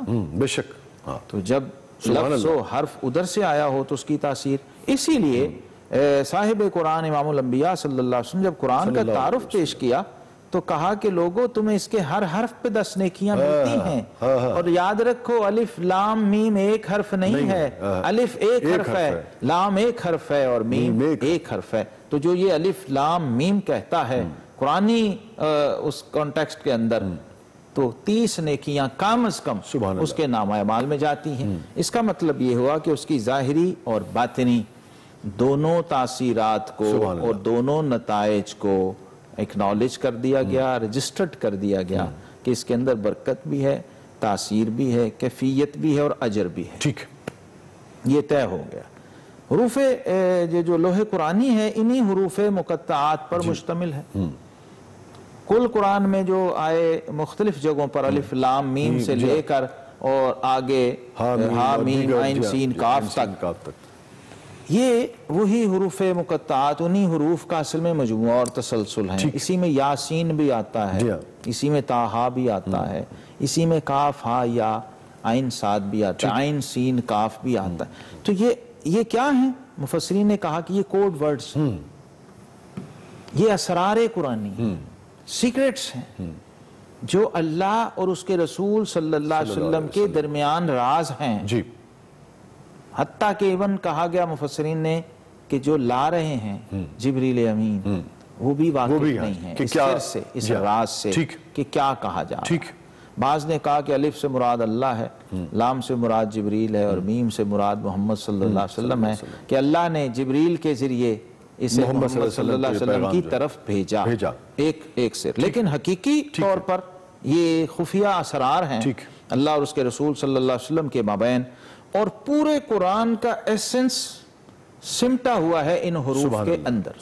تو لوح قرآنی کو اگر آپ عملیات کی دنیا میں جا کے دیکھیں گے تو یوں سمجھیے کہ آپ نے پورے قرآن کی جوہر کو, اس کی روح کو اور اس کے سر کو سمو دیا ہے ان حروف کے اندر, اور وہ تمام برکتیں اس میں سمٹ آئی ہیں. اب آپ اسے تحریراً, قولاً, فعلاً تقریراً ٹھیک ہے، تو یہ تو طے ہو گیا لے رہے ہیں تو وہ برکتیں اہمیت بے پناہ ہے، یہ طے ہو گیا. میں اب اگلے مرحلے میں جب واپس آؤں گا تو پھر میں چاہوں گا کہ ہم ذرا اس پہ روشنی ڈالیے گا کہ اہمیت بے پناہ ہے. اب کن کن معاملات میں ان کی اہمیت ہے، اور کیا صرف دیوار پہ آویزاں کر دینا کافی ہے، یا اس کو کسی خاص طریقے سے پڑھنا اور پھر اس کے اوپر اس کے ادب آداب، چونکہ جب ہم گاڑیوں میں دیکھتے ہیں اور دیگر جگہ تو ہمیں محسوس ہوتا ہے کہ شاید ہمیں محتاط رہنا چاہیے. اس پہ آپ سے جانا چاہیے. ناظرین گرامی کہیں نہیں جائیے گا، چھوٹے سے وقفے کے بعد واپس آتے ہیں. اس وقت ہم بات کر رہے ہیں لوح قرآنی پر، حروف مقطعات پر، اور بہت ہی اہم سیگمنٹ ہے اور بہت کچھ سیکھنے کے حوالے سے اور خیر کے حوالے سے بہت ہی اہم تحفہ جو ہے اس پر روشنی ڈال رہے ہیں آج علامہ محمد شہزاد مجددی صاحب. آپ دیکھ رہے ہیں خیر رمضان. السلام علیکم ورحمۃ اللہ وبرکاتہ. خیر رمضان مبارک، ماہ رمضان مبارک، خیر رمضان رمضان، خیر رمضان، خیر رمضان، خیر رمضان. السلام علیکم ورحمۃ اللہ وبرکاتہ. ناظرین گرامی پروگرام میں دوبارہ حاضر خدمت ہے. ہمارا سیگمنٹ ہے تحفہ خیر. ہمارے ساتھ موجود ہے علامہ محمد شہزاد مجددی صاحب، اور لوح قرآنی جو ہے وہ آج ہمارا موضوع ہے. حضرت دیوار پر آویزہ کر دینا کافی ہے، ایک بات. دوسرے کن کن معاملات میں یہ مسنون ہے، زیادہ مسنون ہے، اور طریقہ کار کیا ہے؟ دیکھیے یہ اس کا کم از کم فائدہ اٹھانے کی ایک صورت ہے کہ آپ نے اسے لکھ کے لگا دیا نقش کی شکل میں. ٹھیک، تو برکت تو ہو گئی، برکت تو ہوگی، لیکن وہ کم از کم فائدہ ہے. ٹھیک ہے. اچھا اب ایک حضرت جیسے آیت الکرسی آپ کو بہت ساری اس سے محفوظ رکھتی ہے. ہم یہ کرتے ہیں، ہم نے اپنے بزرگوں کو دیکھا کہ آیت الکرسی پڑھ کے اس کے بعد وہ تالی بجا دیتے تھے کہ جہاں تک گونج جائے گی تو اب یہ محفوظ کے اثرات. تو اس کے خاص طور پہ کس حوالے سے اس کے اثرات مرتب ہوتے ہیں اگر آپ نے گھر میں لوح قرآنی تو ہے جملہ حاجات، جملہ ضروریات، جملہ مسائل، ٹھیک، ان کے لیے ایون کہ ان کو دیکھنا بھی عبادت ہے. ٹھیک ہے، مجرب نسخہ جو شخص مثلا لکھ کے لگائے نا، وہ یہ نیت رکھے کہ میں قرآن کی زیارت کی نیت سے اسے لگا رہا ہوں. سبحان اللہ. اور دوسری نیت رکھے برکت کی، اور برکت تو ہونی ہے. بزرگوں نے فرمایا نا کہ روشن دان بنایا ہے تو نیت اذان کی رکھو، ہوا تو آنی ہے، روشنی تو آپ اس عبادت سے خود کو محروم نہ رکھیے. اس لیے علماء نے لکھا کہ قرآن زبانی پڑھنے کا اتنا ثواب نہیں ہے جتنا قرآن دیکھ کے پڑھنے کا. کیوں بھلا؟ اس میں آنکھوں کی عبادت ہو رہی ہے، آنکھوں کو بھی حصہ مل رہا ہے، ورنہ زبانی پڑھنے میں آنکھیں شامل نہیں ہیں. زبان پڑھ رہی ہے، کان سن رہے ہیں، لیکن آنکھوں کا حصہ نہیں. اور وہ لفظ ایک نقش پیدا کر رہے ہیں. جب آپ دیکھ رہے ہیں زیارت تو اس کے اثرات، اور وہ شاعر اللہ میں سے ہے، اسے دیکھنا بھی عبادت ہے. اس لیے اس کو لوح قرآنی، اور اس میں پھر وہ علم الیقین اور حق الیقین، وہ کیفیات، اس کے اندر تدریج ہے، ایک برکت ہے. اسی طرح لوح قرآنی ہے، اس کو لگانا آویزاں، کیونکہ صحابہ سے یہ ثابت ہے، خیر القرون سے یہ ثابت ہے. عبداللہ ابن عمر رضی اللہ عنہ بچوں کے گلوں میں لکھ کے ڈالا کرتے تھے، اعوذ بکلمات اللہ التامات کلھا من شر ما خلق. مسنون دعا ہے جو آقا علیہ السلام نے تعلیم فرمائی، صبح اور شام 3 بار پڑھیے. ٹھیک، یہ بھی تحفہ خیر ہے. اور یہ لوح قرآنی صرف ایک تحفہ نہیں ہے، یہ تو تحفوں کا مجموعہ ہے، ایک گلدستہ ہے. تو لوح قرآنی سے آپ فیضیاب ہونے کے لیے اس کو لکھ کے لگائیے، گلے میں ڈالیے، سامنے لٹکائیے، زیارت کی نیت رکھیے، اور جو بھی آپ کا مسئلہ ہے، جیسی پریشانی ہے، وہ نیت رکھیے کہ اللہ تبارک تعالیٰ اس کی برکت سے میرا یہ مسئلہ حل ہو، یہ پریشانی دور ہو، یہ بیماری دور ہو. ایون کے بڑے بڑے نازک مرحلے، جو عورت درد ذہ میں، حمل کی حالت میں بچے کی ولادت کا، اس کو سہل کرتا ہے. اس کا ہونا، اس کا وجود، اس کو آپ ذرا ادب کی وجہ سے پلاسٹک کور میں رکھیے، سامنے نظر میں رکھیے، ہاتھ میں دے دیجئے اس وقت، تاکہ وہ بھی نہ ہو اس مس اور ٹچ کی وجہ سے. لیکن آخری بات جو میں ضروری ہے، ادب کی ہے. ادب پہلا کرینہ ہے محبت کے کرینوں میں. چونکہ یہ قرآن ہے، یہ آپ نے فراموش نہیں کرنا، اسے بے وضو چھونا نہیں، گناہ ہے. اس لیے پلاسٹک کور رکھ، لا یمسہ الا المطہرون، چھونا ہے تو باوضو، ورنہ اوپر پلاسٹک کور رہے تاکہ ادب قائم رہے. اور اب جو گاڑیوں میں پشت نہ کریں، گاڑی میں تو ٹھیک ہے، لٹک رہا ہے وہ اچھی جگہ سامنے، اگر اس پہ جو ہمارے وہ فرنٹ مرر ہوتا ہے اور اس کے ساتھ لٹک رہا ہے تو باعث برکت بھی ہے، صحیح مقام پہ بھی ہے. میں نے خود بھی پہلی بار اپنی گاڑی میں بھی لگایا، لوح قرآنی ہی کا نقش لگایا، کیونکہ اس کی بڑی برکتیں. امام غزالی رحمہ اللہ نے خواص القرآن لکھی، امام یافعی نے الدر النظیم لکھی، امام حقی النازلی نے خزینۃ الاسرار الکبریٰ لکھی. یہ وہ کتابیں ہیں جو ائمہ جید تفسیر، حدیث، فقہ کے امت کی اتھارٹیز ہیں، انہوں نے اس میں ان چیزوں کے خواص لکھے ہیں اور قرآن سے، سنت سے یہ نتیجہ اخذ کیا ہے کہ ان کی برکتیں لامحدود ہیں. ہم جو بیان کرتے ہیں وہ ہمارے علم کی حد ہے, ان کے کمال کی حد کوئی نہیں. اور اس کی ایک وجہ آپ نے بھی فرمائی کہ یہ کوڈ آف قرآن ہے. بے شک, چونکہ یہ کوڈ ہے اور جوہر ایسنس ہے, اور نامور بھی نہیں جانتے تھے کہ محبوب کو جو پیغام پہنچایا ہے وہ کیا ہے. سو محبوب جانتے ہیں یا پھر خالق جو ہے وہ جانتے ہیں. بہت بہت شکریہ, جزاک اللہ علامہ محمد شہزاد مجدد صاحب. کل انشاءاللہ العزیز جب ہم آپ کے ساتھ حاضر ہوں گے ناظرین گرامی, علامہ صاحب کے ساتھ جب آپ کی خدمت میں حاضر ہوں گے تو پھر کسی اور وظیفے پر, کسی اور صورت پر ہم بات کریں گے اس حوالے سے, اور پھر کچھ اور اہم سوالات بھی اس حوالے سے جو اب آج کی جو سائنسی دنیا اور عقلی حوالوں سے جو ہم بات کرتے ہیں, اور علامہ صاحب اس کا جواب جو ہے وہ عقلی دلیل بھی لے کے آتے ہیں اور پھر روحانی حوالے سے بھی مطمئن کرتے ہیں. اس پر بات ہوگی. اجازت دیجیے, اللہ حافظ. خیر رمضان مبارک, ماہ رمضان مبارک, خیر رمضان رمضان, خیر رمضان, خیر رمضان.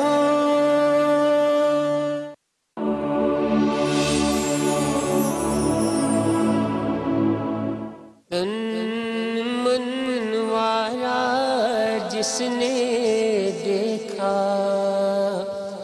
چہرہ کملی والے کا, تن من وارا جس نے دیکھا چہرہ کملی والے کا, اے مولا ایک بار دکھا دے, اے مولا ایک بار دکھا دے چہرہ کملی والے کا, اے مولا ایک بار دکھا دے جلوہ کملی والے کا.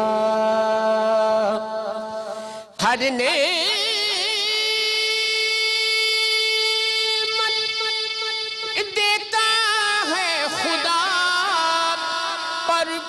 وار کے ان پر دیتا ہے, ہر نعمت دیتا ہے خدا پر, وار کے ان پر دیتا ہے, کھاتا ہے یہ عالم سارا, کھاتا ہے یہ عالم سارا, صدقہ کملی والے کا, کھاتا ہے یہ عالم سارا, صدقہ کملی والے کا. ہوگی طلب تیری نا پوری, دور کریں گے وہ دوری, ہوگی طلب تیری نا پوری, دور کریں گے وہ دوری, انشاءاللہ ہم دیکھیں گے, انشاءاللہ ہم دیکھیں گے روضہ کملی والے کا, انشاءاللہ ہم دیکھیں گے روضہ کملی والے کا. قبر میں جب پوچھیں گے فرشتے اپنا تعارف پیش کرو, قبر میں جب پوچھیں گے فرشتے اپنا تعارف پیش کرو, کہہ دوں گا کہ میں تو ہوں بس, کہہ دوں گا کہ میں تو ہوں بس منگتا کملی والے کا کہہ دوں گا کہ میں تو ہوں بس منگتا کملی والے کا آل نبی اولاد علی کی شان بڑھائی اللہ نے